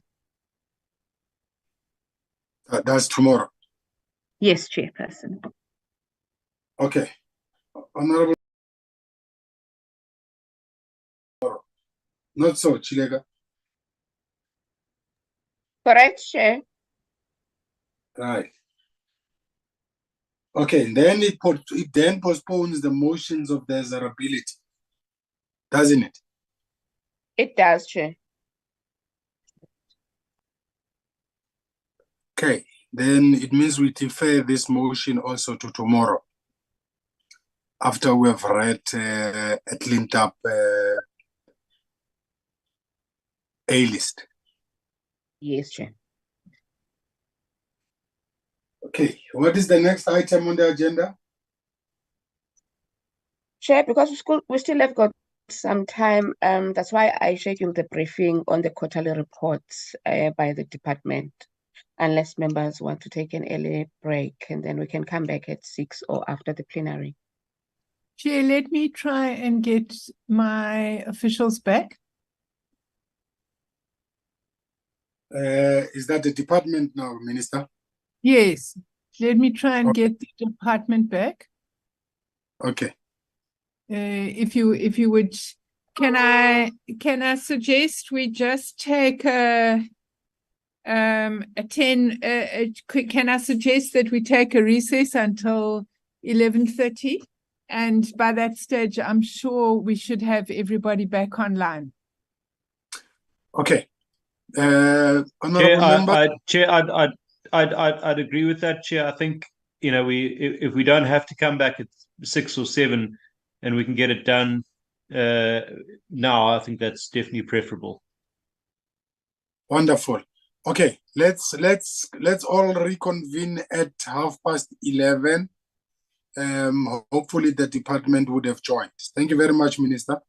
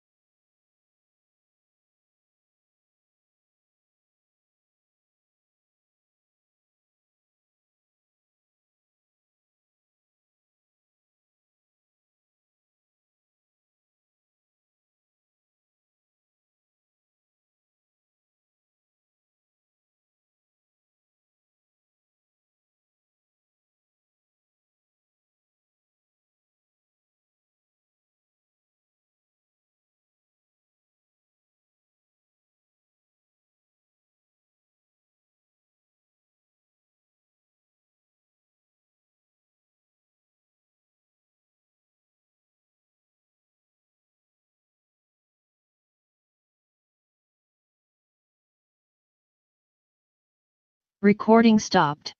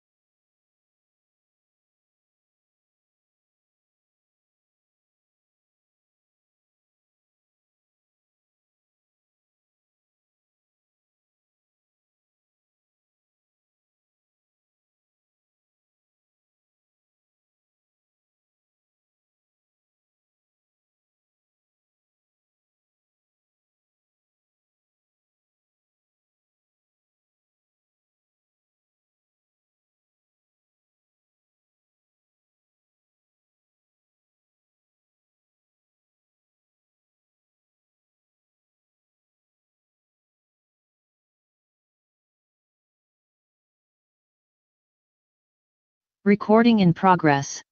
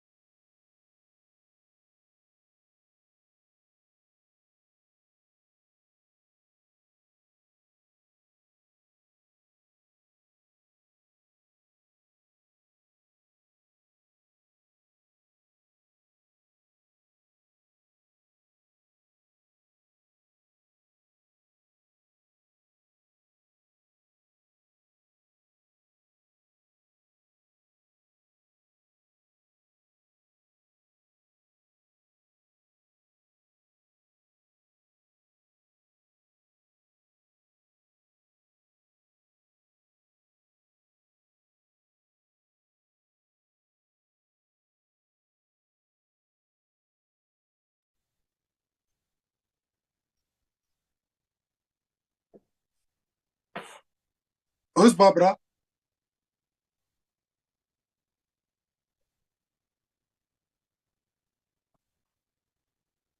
Chairperson, I'm here. Are we ready and ready to roll?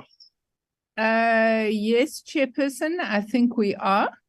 I see that our acting DG is here. Allow me to hand over to her to do the high-level presentation of the consolidated report of the third and fourth quarter.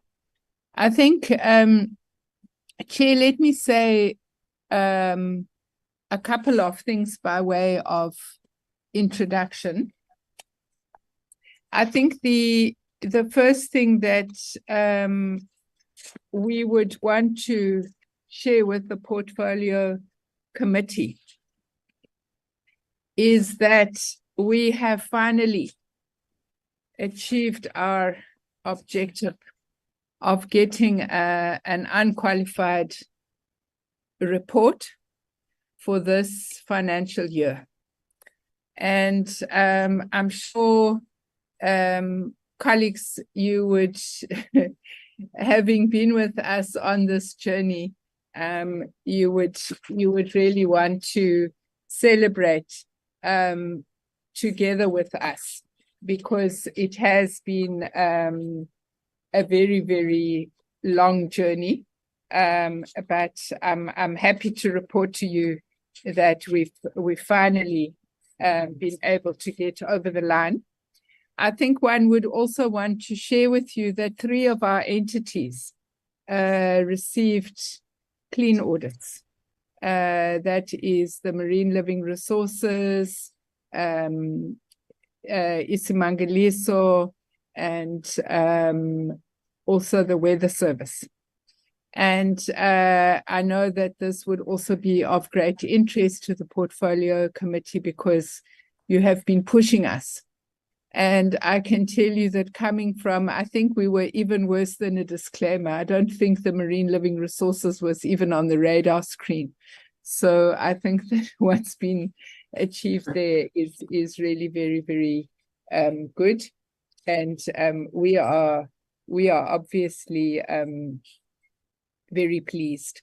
We're also very pleased that this year we won't be coming to you with underspending, because we know the committee took a very dim view of underspending, and we won't be coming to you with underspending. And although our overall performance is short of the 80% mark, which is where one would have wanted it to be, I think nevertheless, all things considered, the performance is reasonable. So that's just something I wanted to share with you by way of introduction. Of course, the annual reports are still coming, but they have, as you know, been tabled in the National Assembly. So I think that it was important to be bringing this to your attention. I'm going to suggest, Chairperson,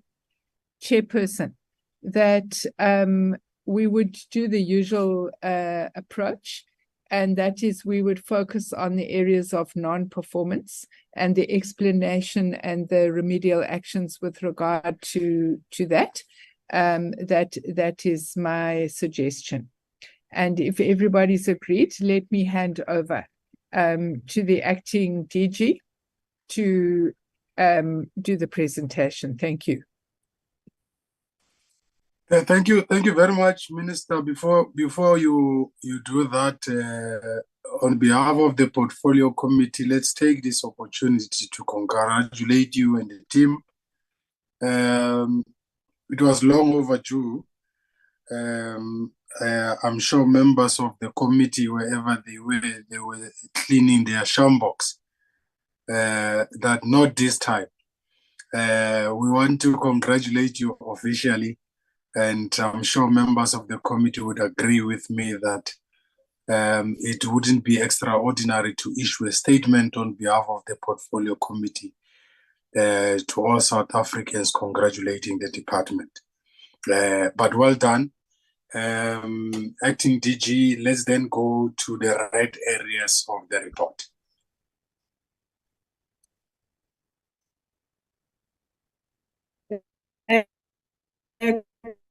Good afternoon, or still members. In terms of I'm just going to request that the presentation be loaded, but while they are loading, just such that the high level on slide 5, just to indicate that between Q3 and Q4, there was improvement of 1% on slide 5, just the high level, 75% to 76% on Q4. Also for members to note that in this 2022-2023, we had also ensured that we are in compliance with the criteria as set by Auditor General and the DPME as it relates to how we assess achievement. Previously, we had 3 considerations for how we assess achievement, where we also had the in-between, which is the partial achievement. But now we have the binary system where even if we reach 99%, that we consider as not achieved. In terms of the expenditure, as Minister has indicated, we were able to reach 98%, which is within the 2% allowable achievement for the expenditure. Just to indicate that meanwhile we have achieved 76% for the Q4 targets and 98%, because we don't always consider 99 or 98% as achievement. There will be a consideration of what it would be deemed as non-alignment between what we were able to spend and the performance that we have achieved. On the next slide, it's an overall trend such that members can appreciate the trends with regard to the various programs in the department in terms of how we have fared with regard to the performance. There have been, out of the 9 programs, there have been only 2 programs that have fell under the 60% mark at some point in terms of the implementation. I would want us to move to slide 9 such that the overall performance is noted with regard to the various programs on the high level in terms of how we have fared. And then we will then go into the programs, and then we will kick off with slide 13. I would hand over to the CFO just to take us through the aspects, some aspects of program 1, and then we will take it program by program. Over to you, CFO, through you, Chairperson. Thank you, Acting Teacher. Good morning, Honorable Chairperson and members, Honorable Minister and colleagues. I will be taking you through the performance for Q3 and 4. In Q3, Honorable Chairperson, we had 2 targets. The one was mainly on the implementation of the audit action plan and also the expenditure. If you look at the one that was not achieved, it was the implementation of the audit action plan.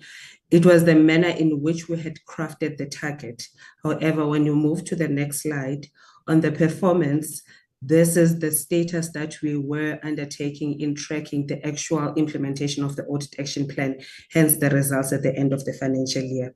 If you look on the status, we achieved 64% in terms of implementing the audit action plan or the recommendations by the AG, and 46% of those were work in progress. However, the manner in which our target was stating for the entire financial year, it only indicated 90%, and it's something that we had rectified for Q4 and also moving forward. So for Q3, that was the status, and then the expenditure target was achieved for Q3 and also Q4. So if you move to the next slide, the next slide will be then the DDG CMS. Thank you, Honorable Chairperson and members. Thanks, Honorable Chair. Minister DG and colleagues.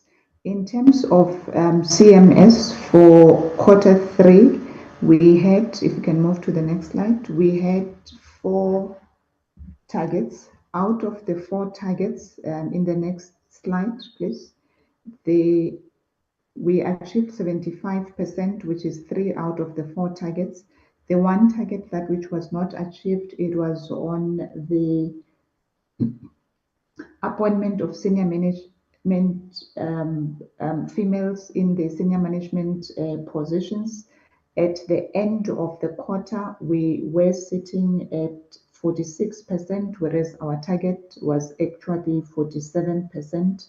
And this was mainly due to the resignations that which we had in the quarter under review. The time lag between when a person resigns and the actual filling of post is what delayed us in terms of not achieving this particular indicator. We have subsequently, however, in the fourth quarter, managed to make up for the gap that which we had in the third quarter. In terms of the expenditure, at the end of the third quarter, we were sitting at 93% of the quarterly targets, and this was mainly because we had received invoices late for accommodation services. Thank you, Chair.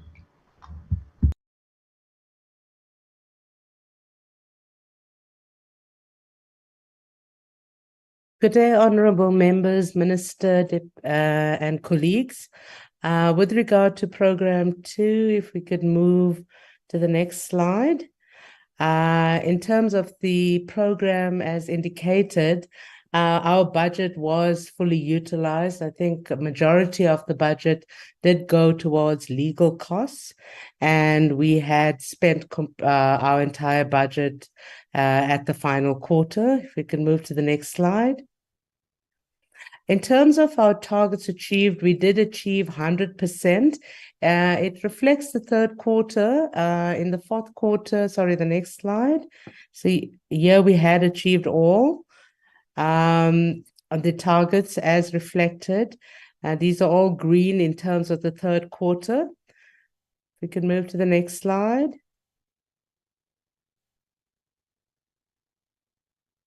So in terms of my branch, it was all green, but yeah, I think we'll deal later with the fourth quarter status. Thank you, Chair.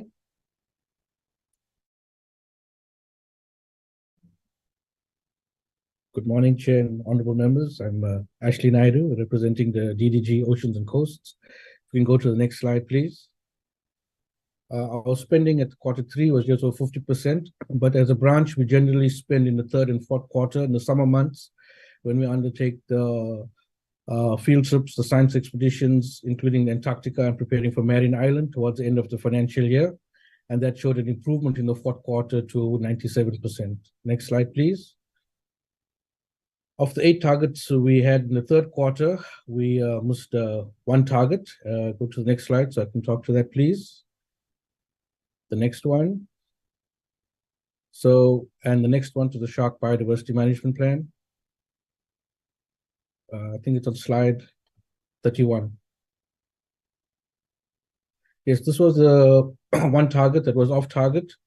We're aiming to conclude the Shark Biodiversity Management Plan for public comments, but we needed to go back and do some more stakeholder engagement. We did this through the open call for meetings, didn't get much of the stakeholder input as required. So we had some bilateral, send it back to scientific working groups, engage with our stakeholders there. And this target was corrected in the fourth quarter and was achieved. Thank you.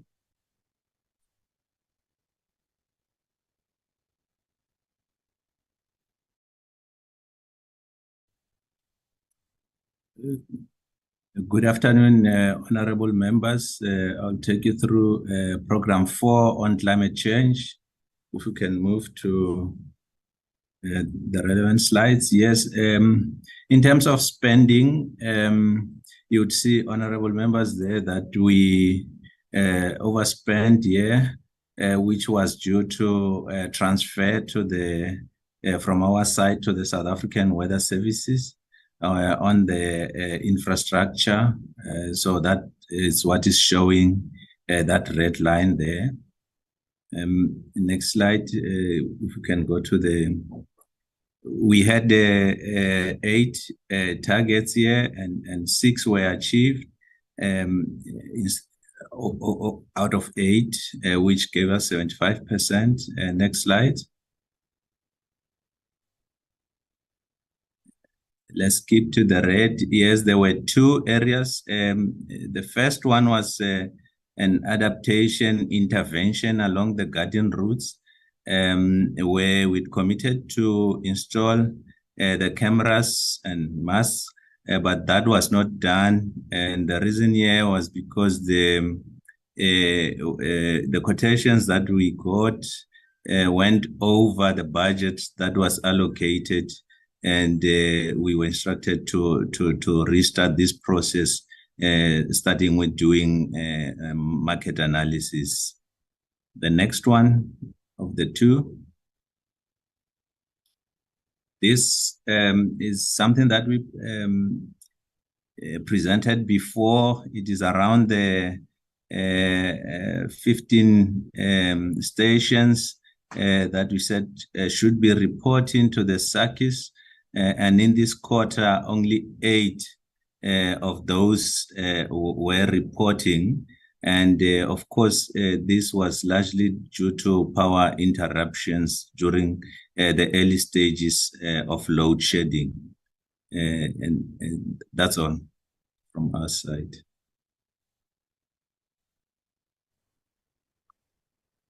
Good morning, Chair and committee members. My name is Sidney Nkosi. I'll be taking you through the program 5 in terms of biodiversity and conservation. In terms of the financials performance in Q3 period under review, there's some observation that we also overheated in terms of expenditure. This was due to the infrastructure funds that were transferred both to East Mangaliso as well as Sun Parks. If you go to the next slide, in terms of performance information, out of 9 targets, we only achieved 7. That gives us the 78% performance and 22% non-performance. I'll focus on the 2 areas that didn't perform. If you go to the next slide. Yes, it is on the Q3 target in terms of the jobs created. These jobs were to be induced through the biodiversity economy initiatives.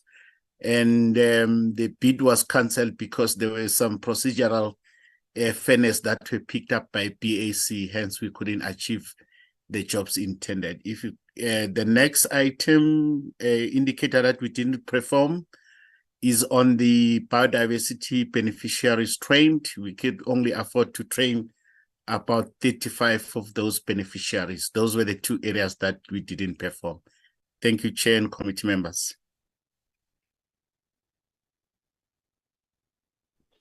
Good morning, Minister. Good morning, Honorable Chair and Honorable Members. I'll be taking you through environmental programs, which is Program 6. Next slide, please.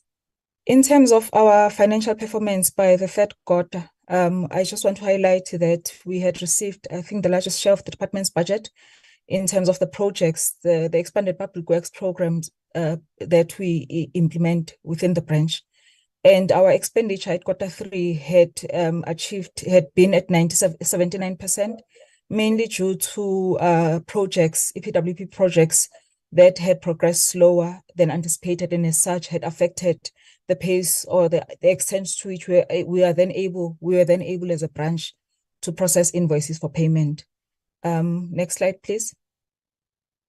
Of the 11 indicators that we have for Q3, we had achieved 5, and we had not been able to achieve 6. I will then take you through to the areas of non-achievement. The next slide, please. The first area of non-achievement is the full-time equivalence, which relates to the duration of employment. mainly because the department had to cancel tenders, which then impacted on the timeliness in terms of when we were able to actually start projects on the ground.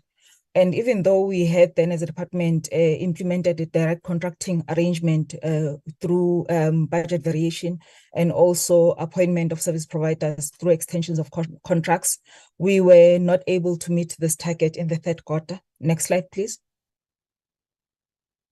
Similarly, the work opportunities target, which is related to the full-time equivalent, even though in this regard, measuring the number of work opportunities created, the impact of the cancelled tenders was felt even in this regard. And however, the work that through the approvals that we had received by earlier had been it allowed us to then commence with the work in the third quarter, meaning that there would have been an improvement in this regard in the fourth quarter. Next slide, please.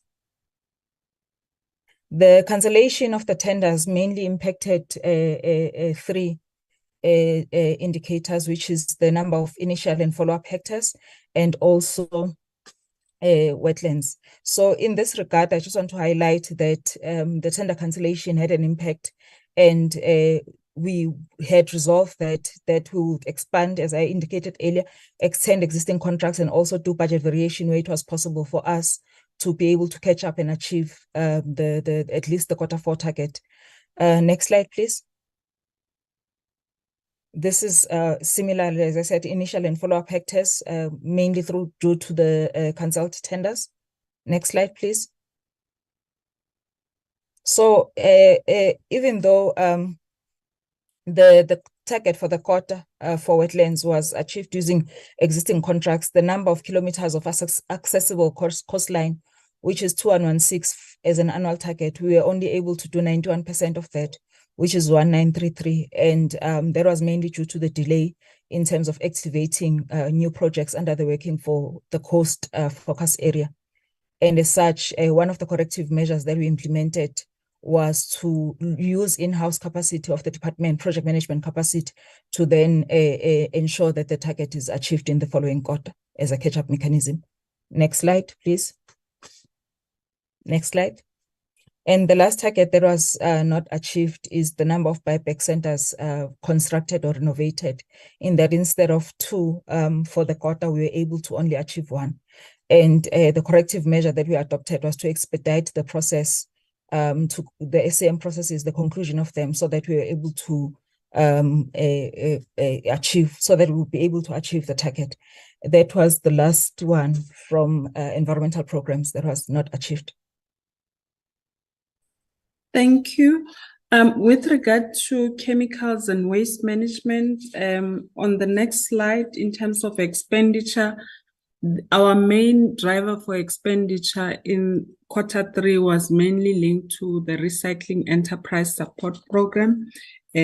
Most of the enterprises that we were supporting in terms of their first payment, we had processed those payments in Q3.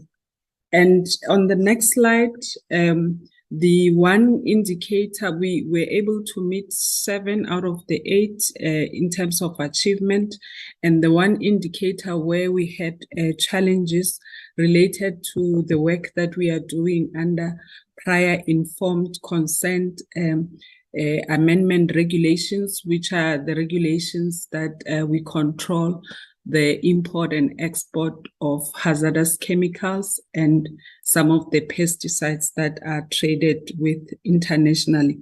The reason why we could not meet this target was that one of the users, the industry users approached because there was an error in including one of the chemicals that is used for preservation of wood. So we needed to look into ensuring that we don't hamper business development, and we had to consider the extension which would allow for us to correct the error. That was the only one indicator where we could not meet. Thank you. Can move to forestry. Good morning, Honorable Chair and members, Minister and colleagues, in terms of forestry, our expenditure was on par in terms of what we had set ourselves to spend, mainly because some of the work that we are doing is not necessarily aligned to the APP. Then on the next slide, we'll see that out of the 8 targets that we have achieved 5, and there are 3 areas that I will then go through. The first one is on slide 68. In this slide, the target was related to the replanting in our plantations, where we were delayed due to the fact that there were some procurement processes that were not finalized on time, which then had an impact in terms of the delivery of the seedlings that we require. So we needed to then ensure that we finalize all the SLAs for us to be able to finalize the appointment of the service provider for us to be able to get those seedlings. And we will note that as we go into Q4, there was improvement because all those processes were then resolved. Then on the next item would be on the next slide, which is on the nurseries, where there was also some delays with regards to the procurement process, and that led us to be in a situation where there was not a fully implementation of the refurbishment of those nurseries. Then the last item where we were red was on the number of trees that need to be planted outside of the forest footprint. This is also aligned to the issue of the 10 million trees program. The challenge that was experienced here was also linked to the procurement processes, where there were delays in terms of the appointment of the service providers for them to be able to provide the trees, which then meant that the nurseries were not ready to provide the required trees to us at the end of that particular quarter. I think that is all from my side, Chair. Thank you very much.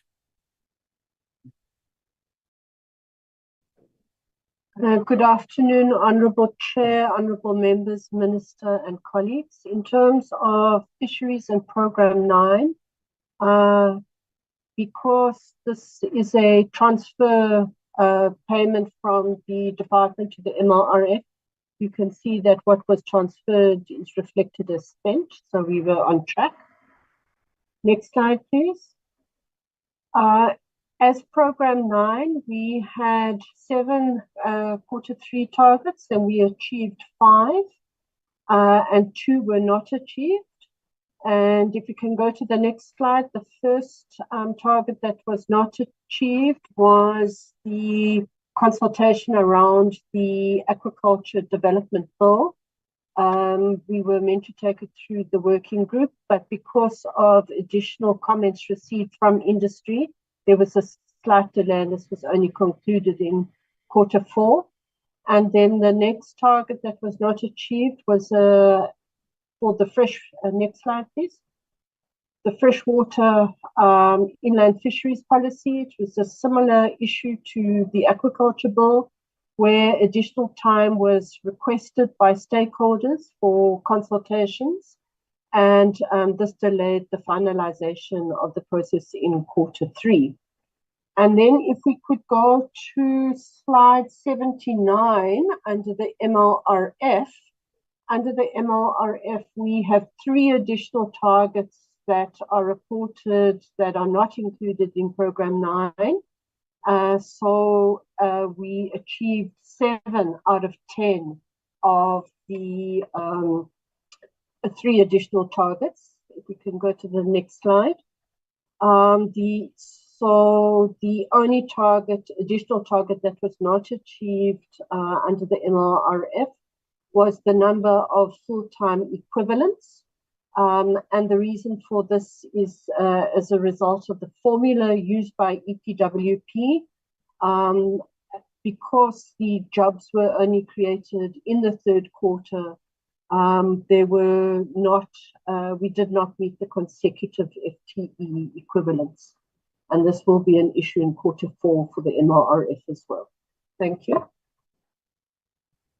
Chair and members, with regard to the fourth quarter performance on slide 83 or maybe 82, just to note that the overall financial performance for the programs in the department resulted in 98% expenditure. There were programs that were not within the 2%, but overall we were able to get within the 2%. On slide 83, on a high level, in terms of the annual performance plan, we were able to meet 56 of our 74 plan targets for Q4, which overall gives us a performance of 76%. I will then hand over to, we will take it program by program with regard to the Q4 performance. Over to you, CFO. Thank you, Acting DG. Good afternoon once again, honorable members. On the Office of the CFO, as at the end of the financial year 2022-23, we managed to spend the 99% of our target, which resulted in us achieving the 2 targets that we had set in terms of the APP. If you move to the next slide. Yes, the 2 targets we have managed to achieve them as at the end of the financial year. Thank you. Thanks. In terms of CMS, we also spent 100% of our budget at 98.99%. And in terms of the targets that which we had set, we also achieved 100% of all of them. Thank you.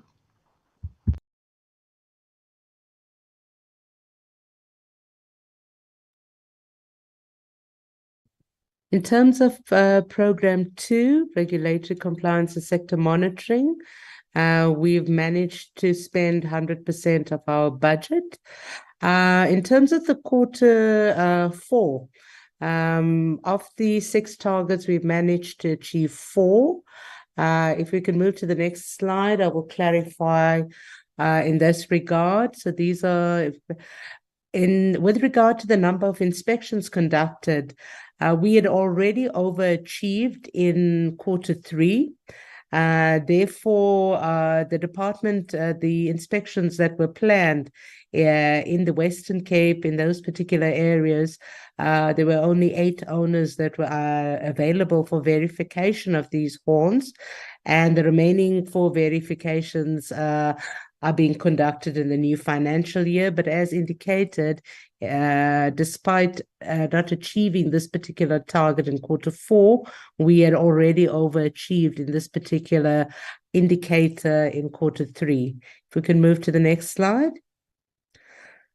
Also, with regard to officials trained in environmental compliance and enforcement, in Q3 we had already overachieved in this particular target, and in this particular quarter we did not receive requests for training.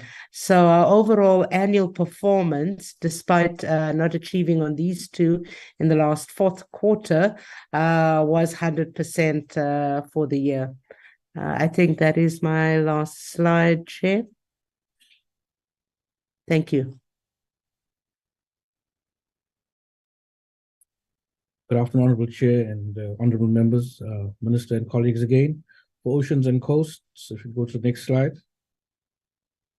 We got close to the 98%, ended at 97.1%. Generally, the reason for this is that the Marion Island voyage occurs at the end of the financial year, and we do have some expenses that come through in the following financial year. Next slide, please. Of the 8 targets, we missed 1 target. And if you could go to slide 105, I will speak to that. The target that we missed was getting approval for public comment for two marine protected areas management plans. This target slipped in the second quarter, as you can see on the slide, and the group did struggle to catch up. We did do some catching up in the third quarter, but could not get the final approval for public comment by the end of the financial year. We did achieve the approval for public comment in the first quarter of this financial year, and caught up in this year. But we did struggle with this target through the financial year last year. Thank you.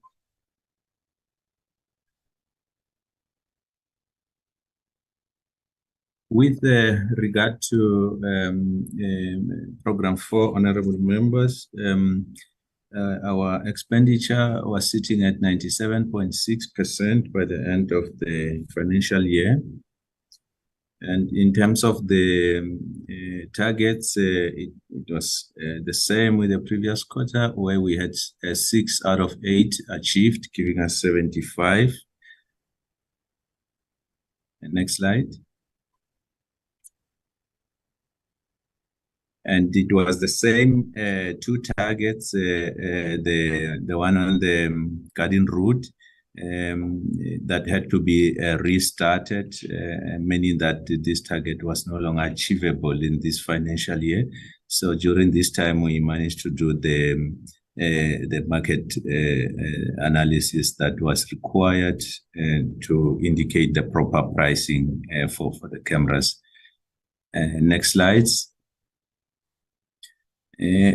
Because load shedding got worse during this period, so the number of stations reporting to the circuits deteriorated even further, from 8 in the previous quarter to 4 in this quarter. And in terms of the corrective measures that were implemented at that stage, we had a procurement process of inverters and battery bank by South African Weather Services to be installed at this, so that we can have a number of these stations functioning during load shedding.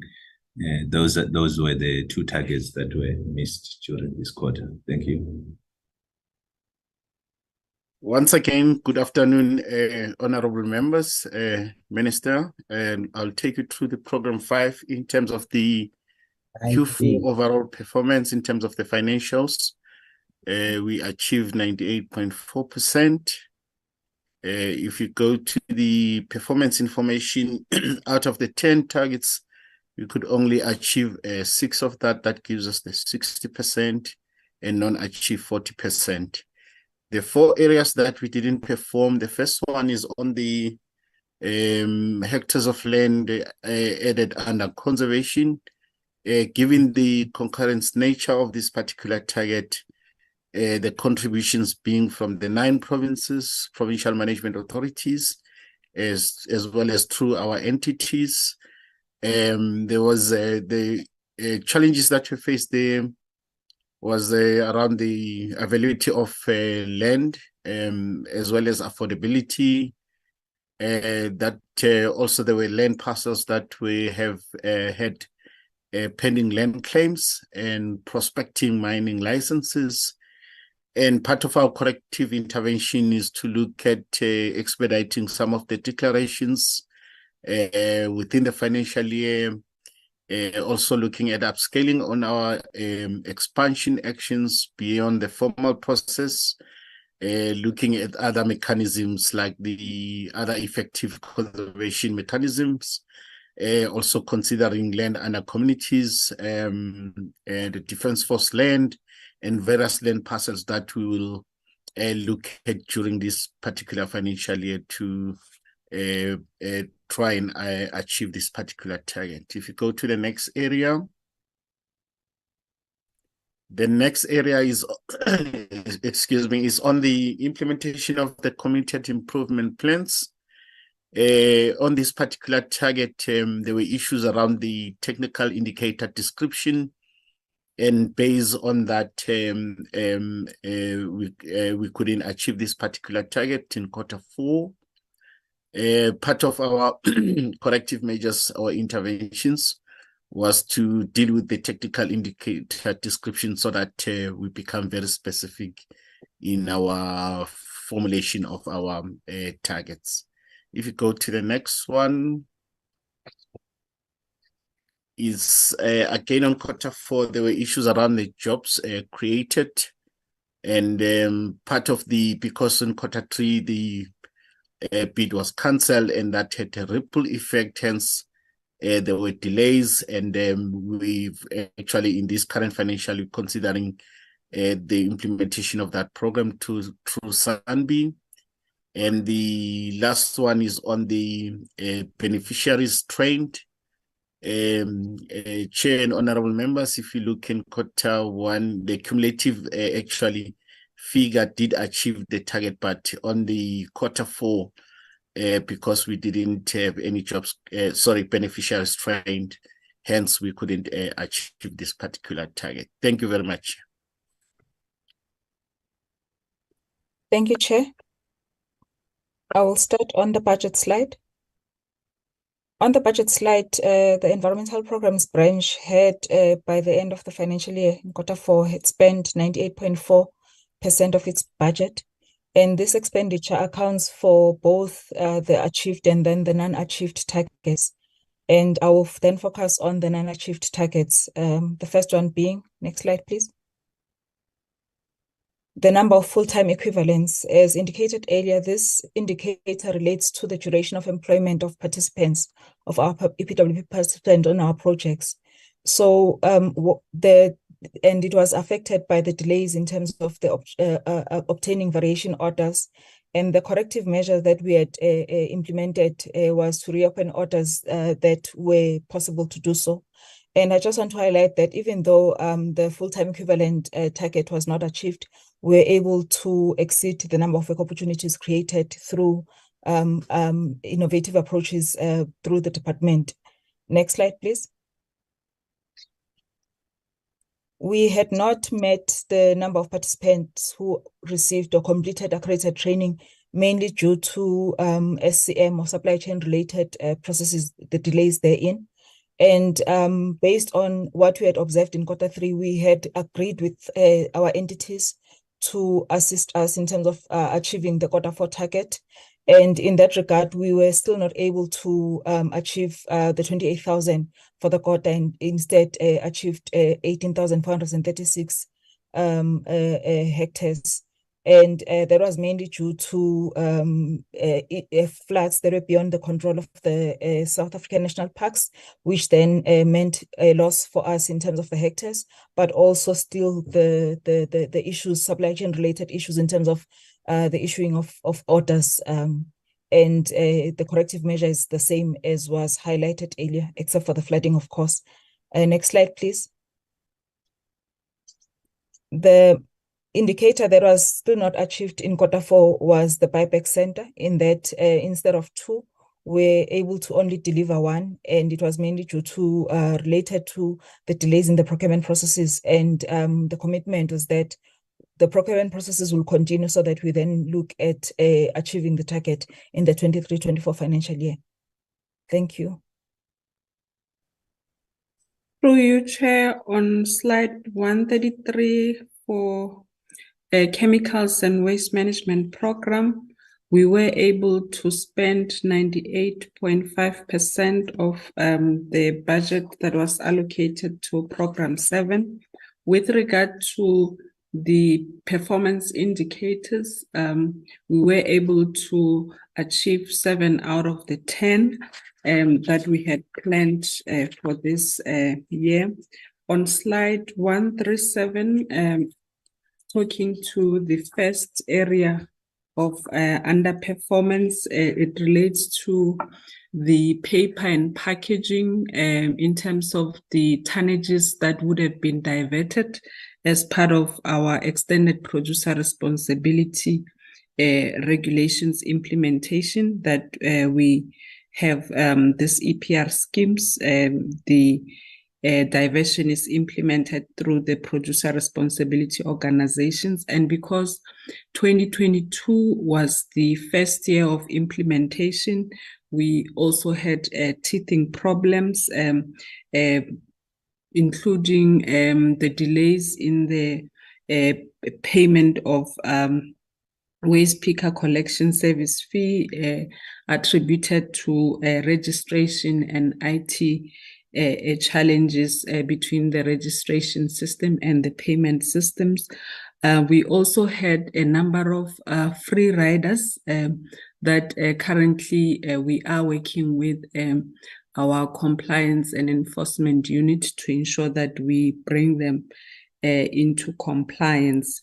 On the next slide, also it relates to the implementation of the extended producer responsibility scheme on lighting products. Also, the similar challenges with regard to the delay with regard to it being the first day of implementation. Some of the programs were delayed because some of the producers were not able to pay the EPR fees on time, citing that they wanted to have confirmation of the fee concurrence first, and that also led to the delay. In terms of corrective measures, we are continuing to have engagement sessions with the producer responsibility organizations, and also them encouraging self-regulation by reporting those free riders that the department has to deal with. The third indicator on slide 139 relates to the capacity building and support that we provide to municipalities, because when we planned for this particular target, we did not plan for cumulative, and what transpired is that we were able to achieve higher numbers between Q1 and Q3. And when we looked into the number that remained for training, the 118, because the target for Q4 was 150, because for now we are just focusing on Q4. Hence, we had that non-achievement, but overall, we were able to exceed the annual target that was planned for that particular year. Thank you. Thank you, Chair. In terms of forestry, we spent 92.6 of our budget linked to the APP targets and the other work that we're doing. And then in terms of our APP, of the 8 targets, 2 were not achieved. And these are outlined in the next two, in that slide 145 and slide 146. So in terms of the nurseries, this is the target that we've been struggling with regards to the appointment of service providers to provide us with some material to allow for full refurbishment. So even though some work was done, it was not fully done, and mainly because there was some non-responsiveness from some of the bidders, and some of them then led to that delay in terms of the work that we wanted to do. But also we've picked up that in the majority of the nurseries, the water and equipments are a huge challenge. And to try and make sure that we get this going, one of the corrective measures is to look at a holistic approach in addressing these challenges, where we are also looking at that the branch, due to the reconfiguration, has started now in 1st of April to implement the new structure, which then will allow for streamlined management of those nurseries, so that the learnings or the good work that is being done in the other nurseries is done also in the nurseries that are struggling, as the management will be the same person. Also, we've looked at how some of the nurseries have succeeded, where we've looked at strengthening our relationship and collaboration with other departments, such as the Public Works and Infrastructure, who will then be able to assist us with infrastructure-related work. And then in terms of the second item that we did not achieve on the next slide, is the transfer of plantations. In this one, we had finalized 3 of the 4 community forestry agreements, and these were were transferred using Section 42 of the Public Finance Management Act.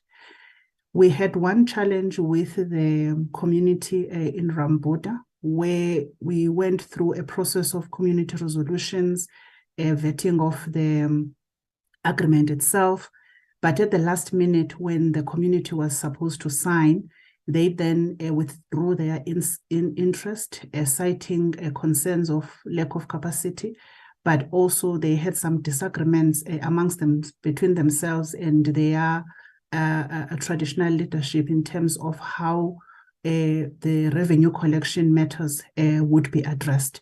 So this then meant that the fact that there's some issues between themselves as a community, they could not agree to sign the community forestry agreement. So as a corrective measure, we then agreed that we will then have further discussions with the tribal authority to try and see what best ways can we assist them have a better trust with the community, and also bring in Department of Cooperative Governance and Traditional Affairs, who can then try and assist us in terms of how to best deal with such issues that have necessarily nothing to do with the project itself, but it's a community tribal authority matter that needs to be addressed. Thank you, Chair.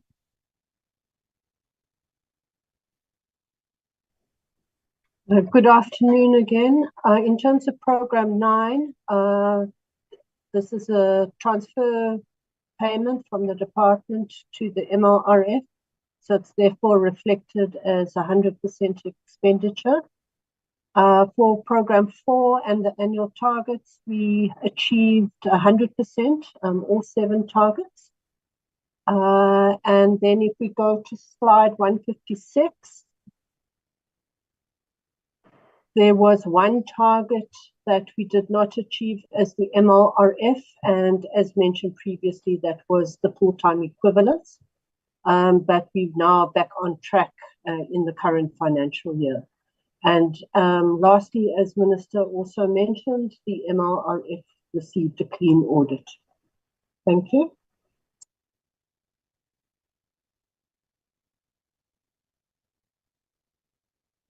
The next slides, I will start off with DDG Middleton taking us through the financial report for the 2 quarters. I'm not sure if it's the CFO, DDG.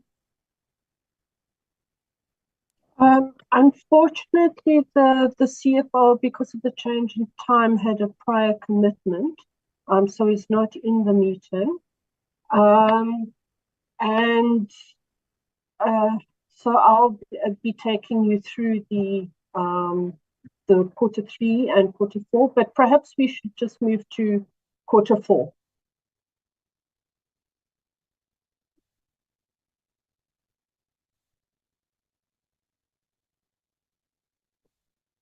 So in terms of quarter 4, we spent 94%, we collected 94% of our revenue for the financial year.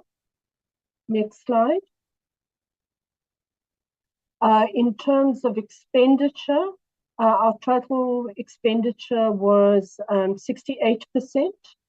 But because we are a public entity, the underspent funds can be rolled over. Next slide, please. And then the last slide is just a presentation on the economic classifications for the financial year. I won't take you through that, but our total expenditure again was 68%, no, sorry, 86% for Q4 against the allocated budget. Thank you, DDG Middleton. Chair, the last part I will hand over to the CFO just in brief to indicate the comparisons of our expenditure for the 22-23 for Q3 and Q4. Over to you, CFO. Thank you, Acting DG, once again. Honorable Chairperson and members, if we look at slide number 167, this is where we are demonstrating that overall the department achieved the 98% that we had set for ourselves in 2022-23 financial year. And if we break it down, I think the illustration is at the bottom line of the presentation, where in Q1 we achieved 22 up until rolled over to the 98% as at the end of the financial year. Then if we move to slide 169, this is where we are demonstrating the comparison between 2021 and 2022 financial year versus 2022-23 financial year, where in Q3 in 2021-22 we were looking at 60% versus the 73% that we managed to achieve in the previous financial year. And then in Q4, which was the financial year 2021, we could not achieve the overall target as the department, where at the end of the financial year we were 82 over and above the target that we had set for ourselves then. However, in 2022-23 financial year, our target was 98% and we managed to achieve 98.08% as at the end of the financial year. Thank you so much, Honorable Chairperson and members. Thank you. Chair and Honorable Chairperson and members, this concludes the presentation from the department. Thank you. Thank you very much, Department of Forestry, Fisheries and Environment. Great work indeed, not too bad. Let me invite the honorable members to engage the report, the third and fourth quarter report of 2022-2023. The first speaker will be Honorable Winkler, followed by Honorable Dave Bryant.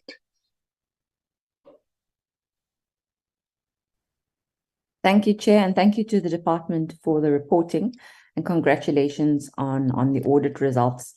My first question would be under the Marine Living Resources program, is that there were apparently disputed audit findings with the business units that led to the delay of implementing, I think, so audit protocols. So if we could just get some clarity on that, please. Under Program 3, Oceans and Coasts, there is a water quality monitoring program that takes place. And I'd like to know where those reports can be found, and if we could please request that. In terms of the shark biodiversity plan, there was some delay because of a lack of, I think, stakeholder engagement. And so now that has been, I think, rectified. What is the timeline on the tabling of that shark biodiversity plan, and where can it also be accessed?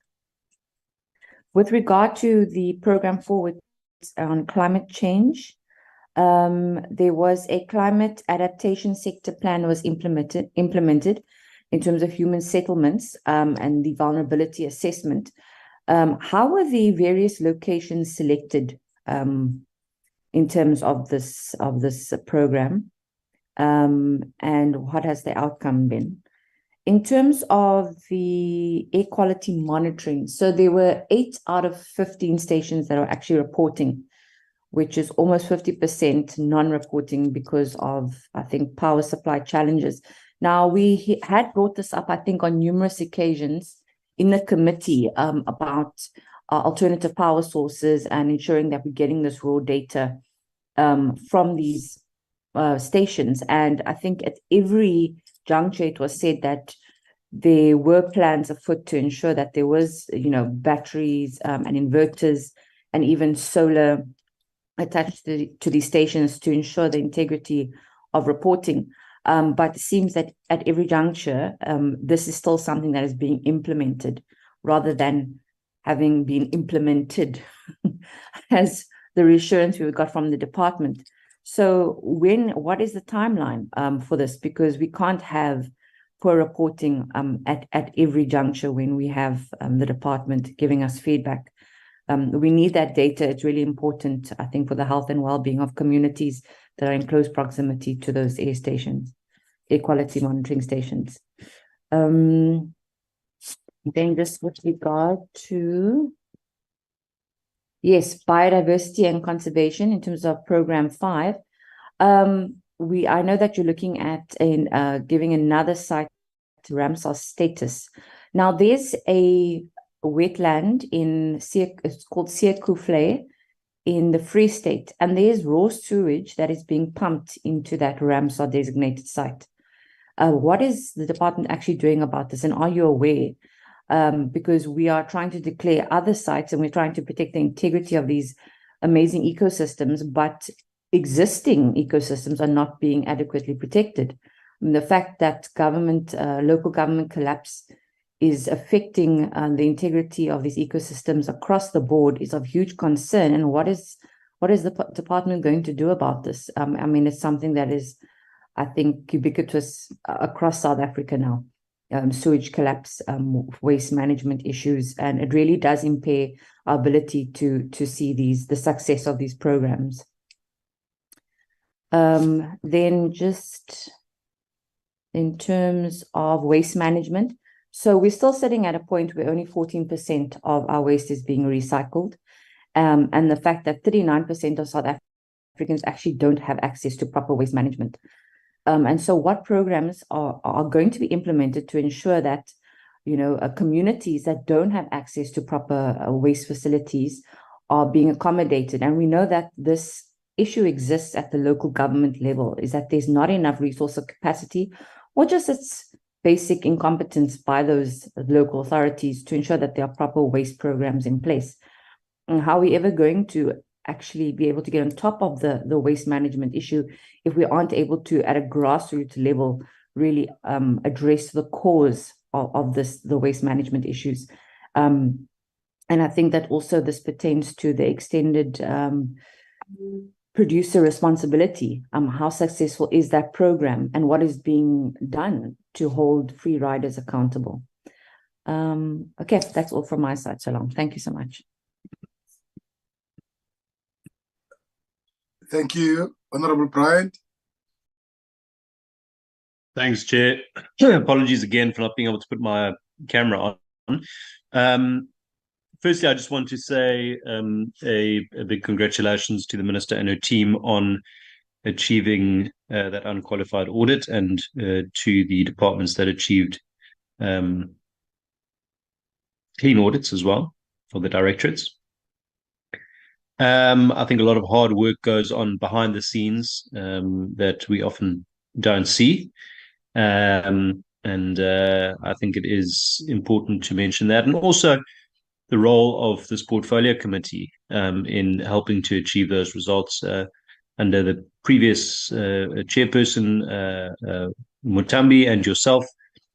I think a lot has been achieved in terms of ensuring that we hold those responsible with carrying out these responsibilities to account.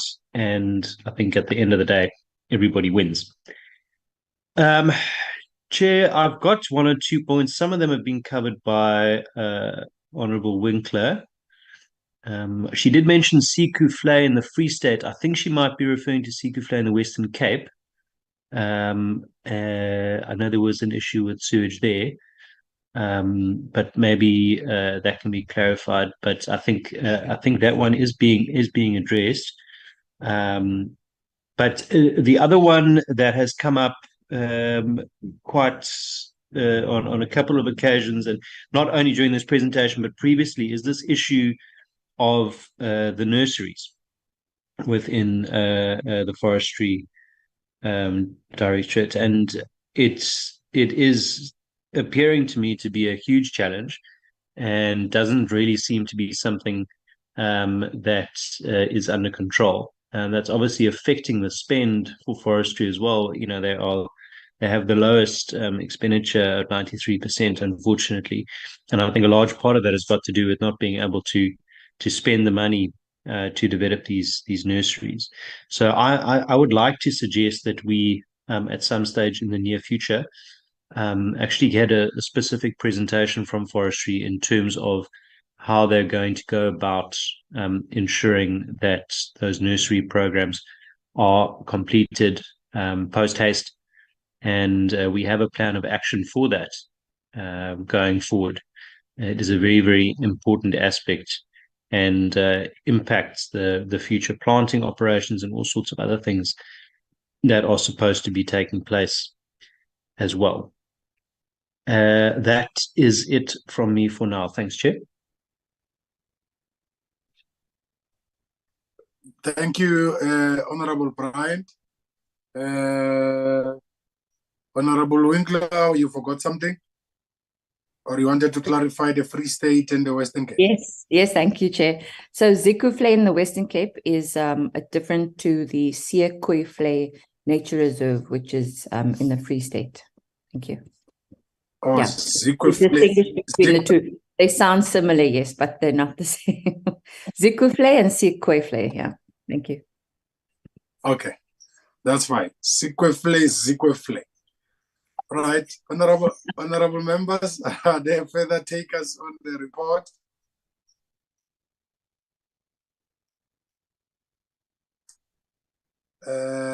On my side, my phone shows Honorable Weber. Please come in whilst I'm trying to check my notes. Well, Chair, I hope I'm audible. I'm on the bus to Parliament, so I hope there's not much noise. Chair, I just have one question, especially with forestry, where they spoke about tender cancellations. I would like to know, did the tenders cancelled or did the department cancel? What exactly is the process there? Because that is something that really stopped the performance or the moving forward. So what exactly is it, and what is our turnaround time? Because previously we had major long time for tender process. What basically, I know the minister, it used to be a very long turnaround time for tender process, but have we now sort of fastened the process and getting there, because tender process is really stopped? Sorry for the noise. Okay. I just hope they heard you. I suspect this Honorable Mashiro is making noise in that bus. I hope the question made sense, because I cut myself short because of the noise. But basically, I want to know if the tender process, the whole process has been becoming shorter, and who has cancelled the tender processes that we couldn't move forward. Thank you. Okay, that's fine. Any other takers, honorable members?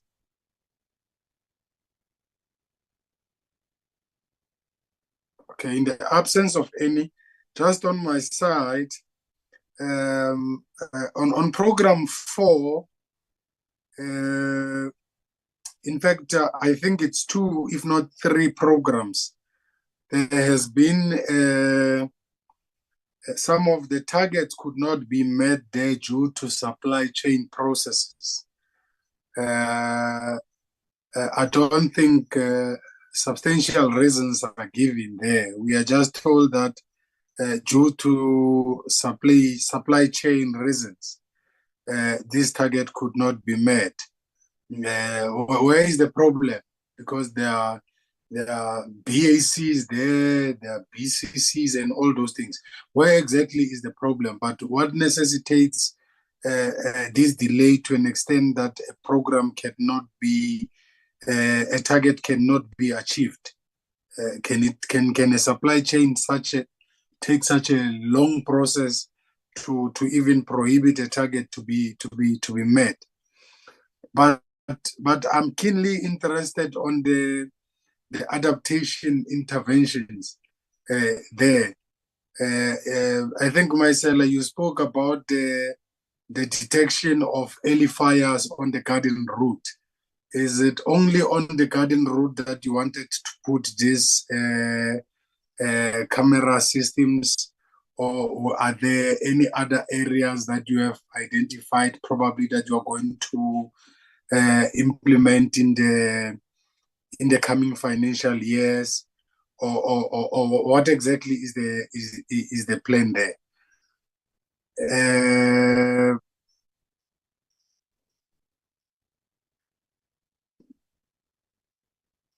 Biodiversity and conservation.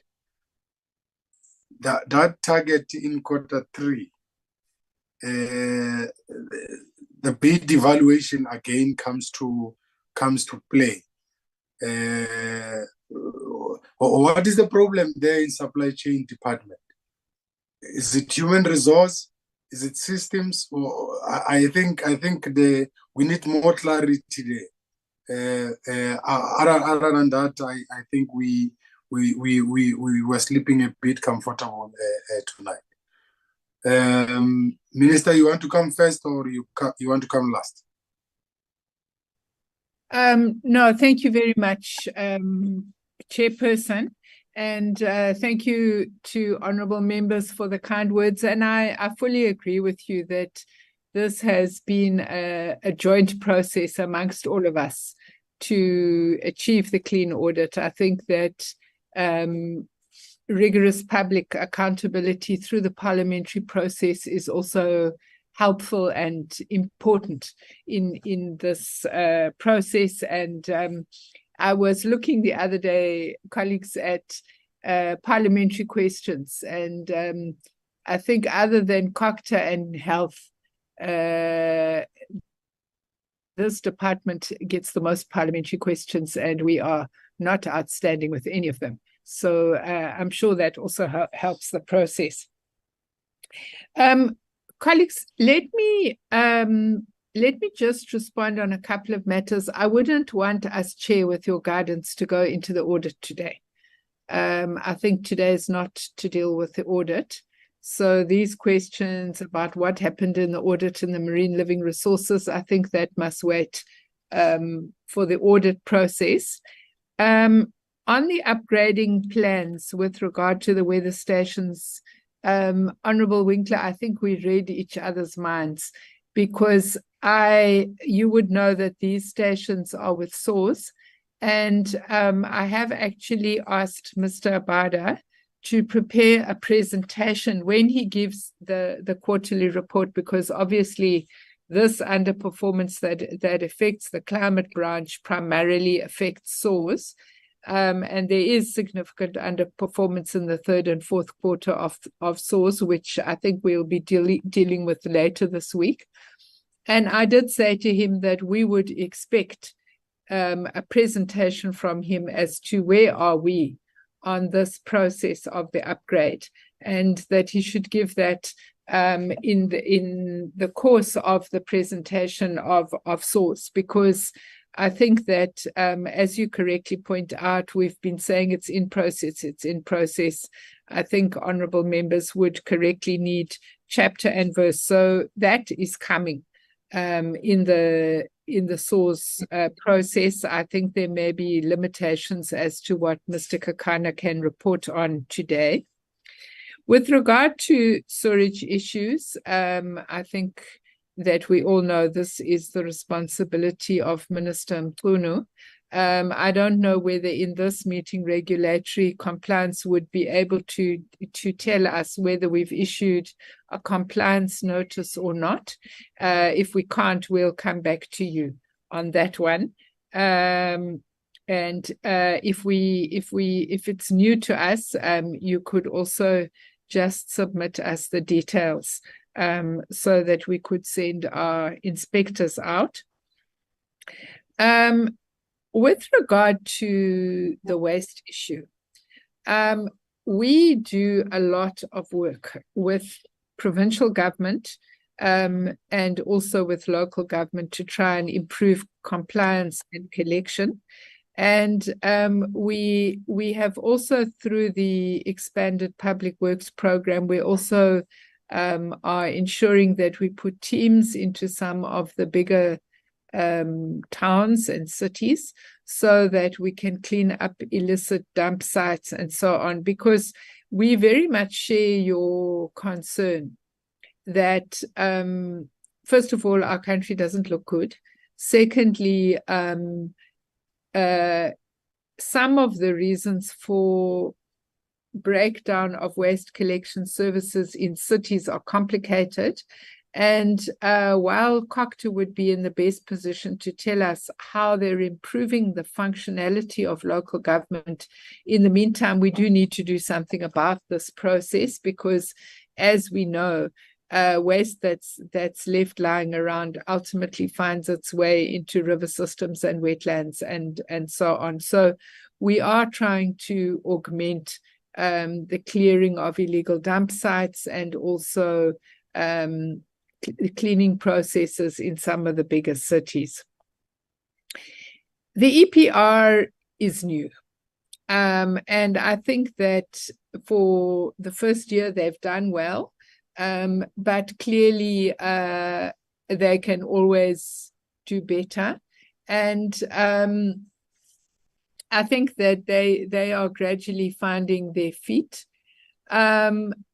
I suppose one of the issues that we have to look into is the demand side interventions, because picking up the waste and processing it and sorting it and so on is one part of the equation.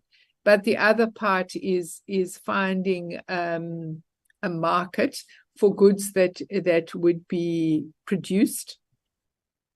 And I think in this regard, we've seen some interesting examples in recent times. There was a very interesting project I visited in Cape Town where they are making bricks from plastic waste, and it's one of the projects where they can work with waste that's has a percentage of organic matter, and also has a percentage of things like the hard to process plastics such as polystyrene.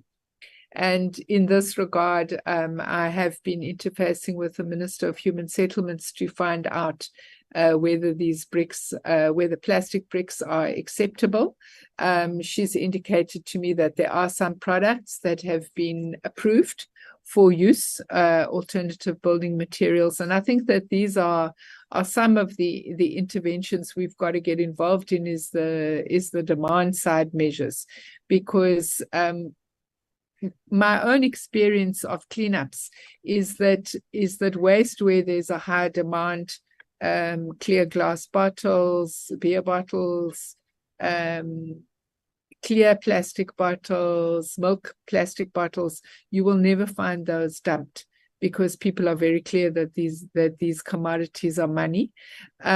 So really we do have to work more on the demand side so that there's a demand for things like chip packets and ice cream wrappers and chocolate wrappers, which one finds in abundance in dumping sites, so that those commodities also become also have a market value.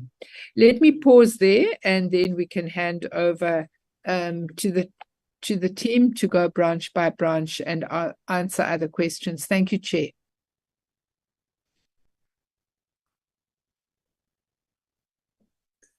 Thank you. DG, can we have... Yes, thank you, Minister. Just to indicate with regard to the waste, before I hand over to the oceans and coasts to kick off, on the cleaning side, with regard to the demand side that Minister referred to, If we look at the plastic bag, the carrier bags that are sold at retail stores, as part of the demand side measures that we had put into the regulations, this 2023 being the first year, we will be coming back at the end of this financial year to brief the portfolio committee in terms of how we have fared, because we had introduced recycled content into the product manufacturing of new bags. So from now, since January this year, the plastic carrier bags that are being sold or that are on the market have got a regulated content of recycled, which is one of the measures that we have put in place to ensure that we improve on waste management. Let me ask Dr. Naidu to start off with the responses with regard to the water quality monitoring reports and how and the access that members can get those reports. Thank you, Acting DG. Yes, we've had two questions on accessing our information. On first, the water quality reports, because this is on our annual performance plan, the reports and must be submitted to the business performance assessment unit. So these are available, but within the department, and we can send them on as required. Then on the Shark Biodiversity Management Plan, this was published in August for comment.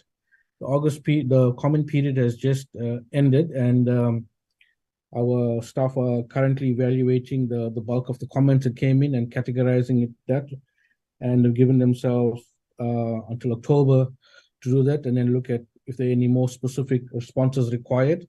The current version of the plan can be accessed from the department website under published Gazette notices. So that's where the current version can be found. We will make an assessment of whether it needs major rework or minor rework on the version once the comments have been assessed. Thank you, Acting DG. Thank you, Dr. Naidu. Maybe the regulatory compliance and sector monitoring, just to add to the response that Minister made with regard to the Ramsar site being polluted, Rosewedge, in terms of the work being done with the Department of Water and Sanitation. Over to you, DDG Benderman. Thank you very much, Acting DG. I think Minister has largely covered our response in that regard. On this particular site itself, I mean, obviously we do prioritize Ramsar sites over other matters given its international importance. On this particular site in the Free State, at this stage, I am checking with my enforcement team whether we are in fact dealing with this particular case. Most of the sewage cases are captured under the name of the particular municipality and not the actual Ramsar site itself. Therefore, we will verify and provide a written response on where the action is specifically being taken with regard to that particular site itself. Thank you, Chair. Okay, thank you, DDG. Through you, Chair, maybe just to go back to Program 1, Honorable Weber wanted to understand the cancellation process for tenders. Maybe let's allow a CFO just to elaborate on some of the reasons why tenders are cancelled. And in the same vein, maybe just to indicate that the department has gone through an improvement process with regard to the audit outcome. And historically, most of the budget which is under environmental programs, there was a different way of outsourcing and which created problems, audit problems in the past. And that also to us looking into ensuring we go through open tender processes, but that means a supply chain management unit now has to deal with an increased volume. So CFO will come in that space in terms of how we're trying to beef up capacity as well to address the concerns. Over to you, CFO. Thank you, Acting DG. Honorable Chairperson, if you don't mind, can you please switch off the mic? I think it's disturbing the audio. With all due respect, Honorable Chairperson. Thank you so much. When it comes to SCM processes, I think the challenges that are faced there, Honorable Chairperson and members, differ. I will make an example with the reason that program air quality did not achieve a certain target because of cancellations. We went out on a competitive bidding process in that area, and the bidders that submitted their tenders, the prices were higher than the budgeted amount. And when you assess those prices, you find that it could be that the prices are inflated or the prices have gone higher than what the previous market was. So in those regards, it's not like we can simply ignore or turn a blind eye on those areas. We have to go back and say, has the market analysis been done? If not, can you please go out to the market, because we are managing the government fiscus at the same time. If prices are inflated, we cannot go ahead as government and just allow our service providers to make money out of government, if I can put it like that. So those are the different areas that we look at.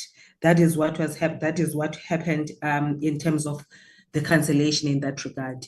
Then when you look at Program 8, Forestry, and the nurseries, the processes were followed in terms of all the bid committees, bid specifications were done.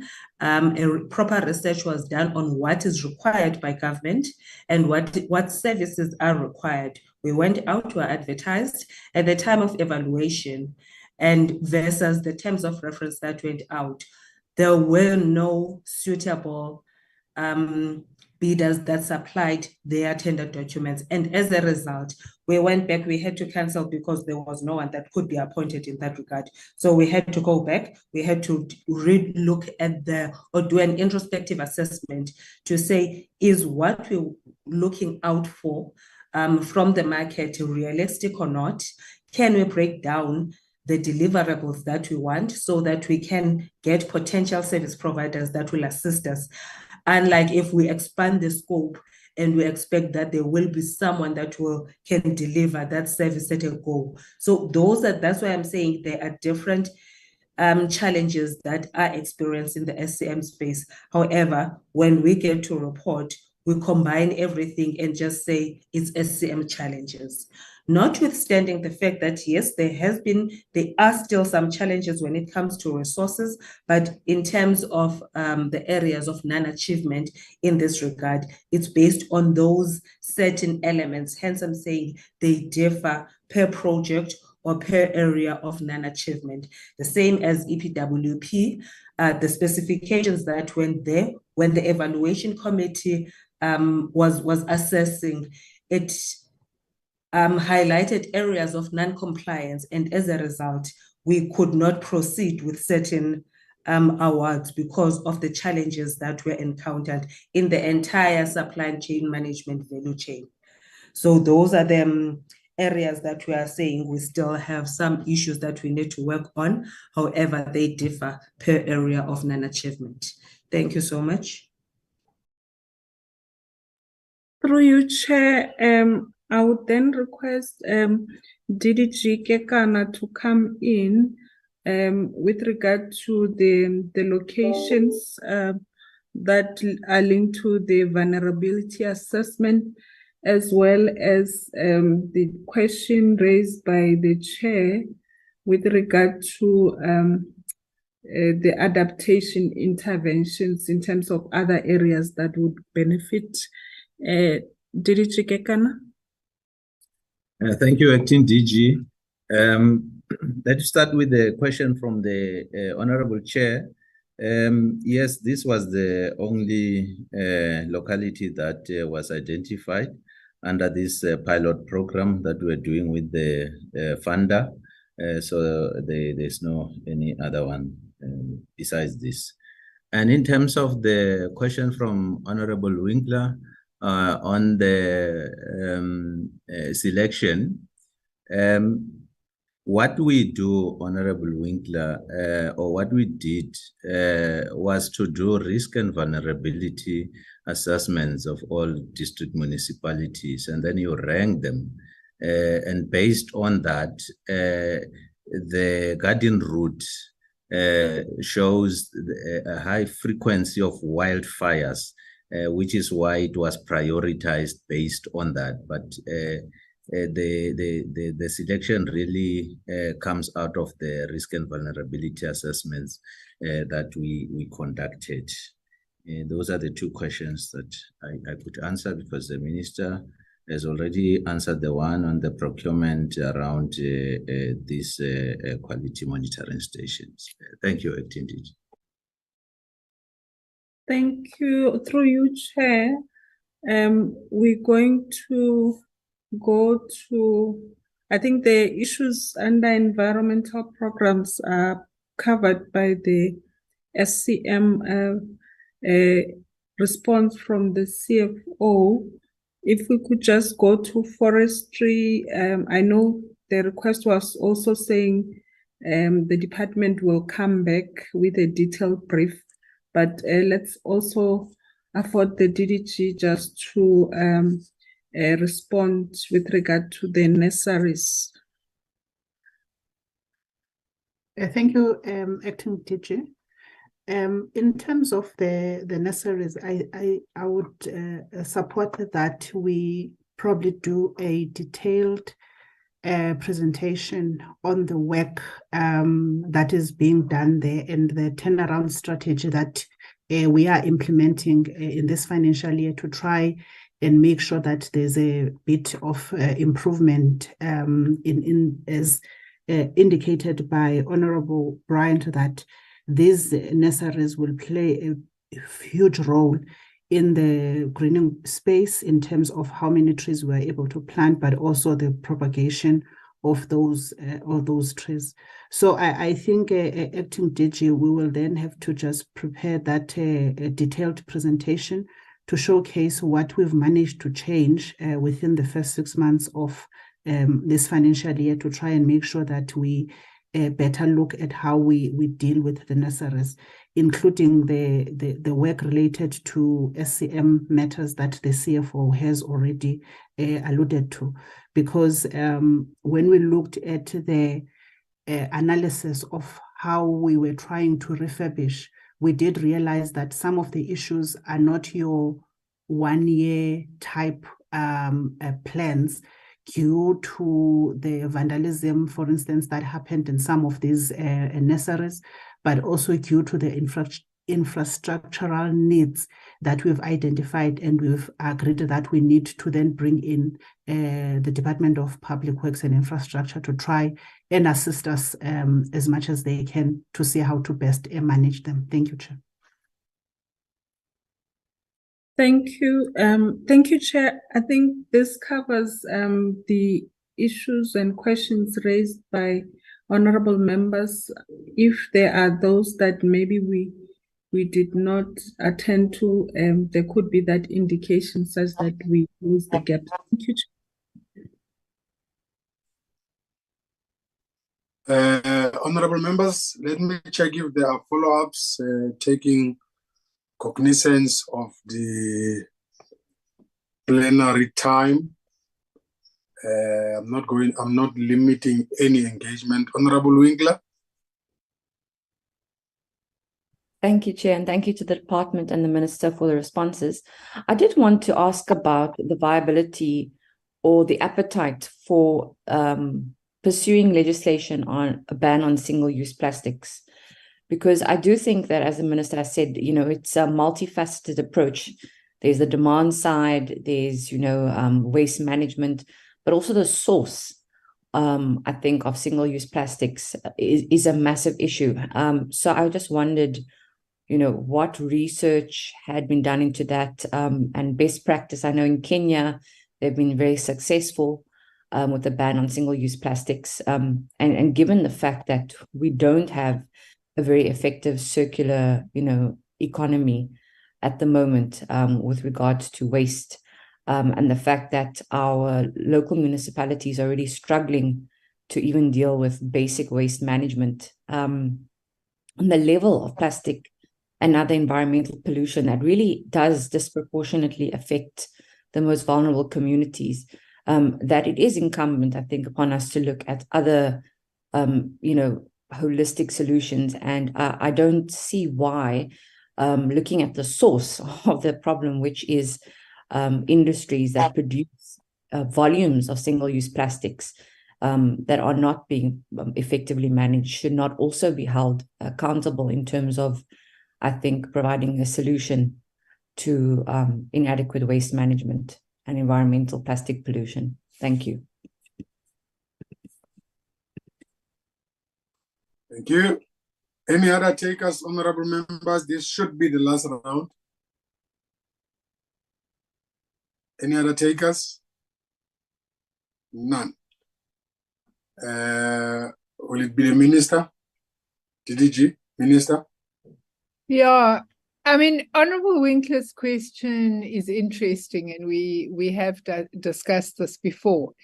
And she is correct when she says that in the triple approach to reuse and recycling, there must also be the reduce approach. And particularly, I would agree with her that one doesn't just want to reduce single-use plastics, one wants to eliminate them from the value chain. And I think that if you go into the fast food sector and the retail sector, you will see that over the last 4 years, we've made significant progress in eliminating single-use plastics.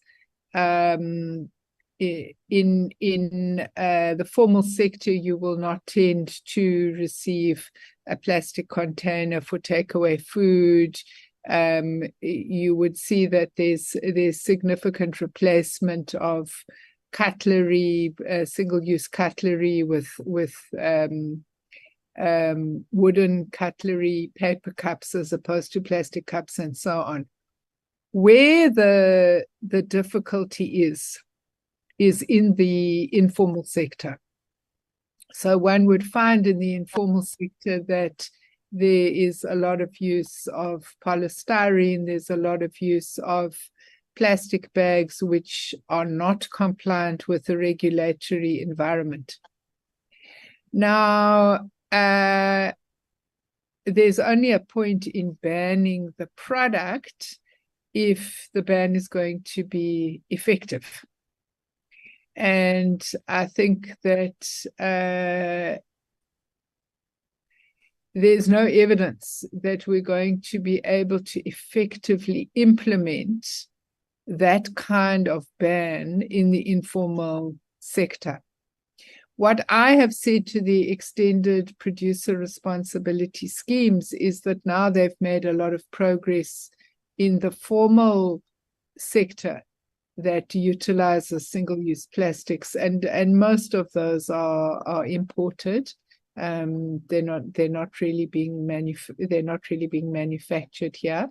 Can they now give attention to the informal sector? And it means that we've got to do a lot of public education with informal traders, and we've also got to be able to offer them alternative products, because one assumes that they're using those products because they have a perception that those products are cheap and that those products are also promoting hygiene for their customers and so on. So I think this is a complicated matter, and I'm remain unconvinced that it can be solved with a ban. I think that we are struggling with law enforcement in general in our society, and I think that one may not find that our law enforcement authorities would be able to effectively police this kind of ban.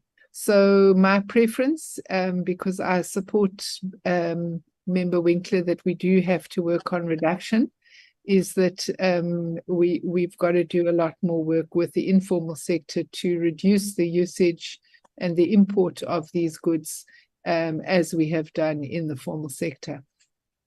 I don't know, DDG, if you want to add any, acting DG, if you want to add your views.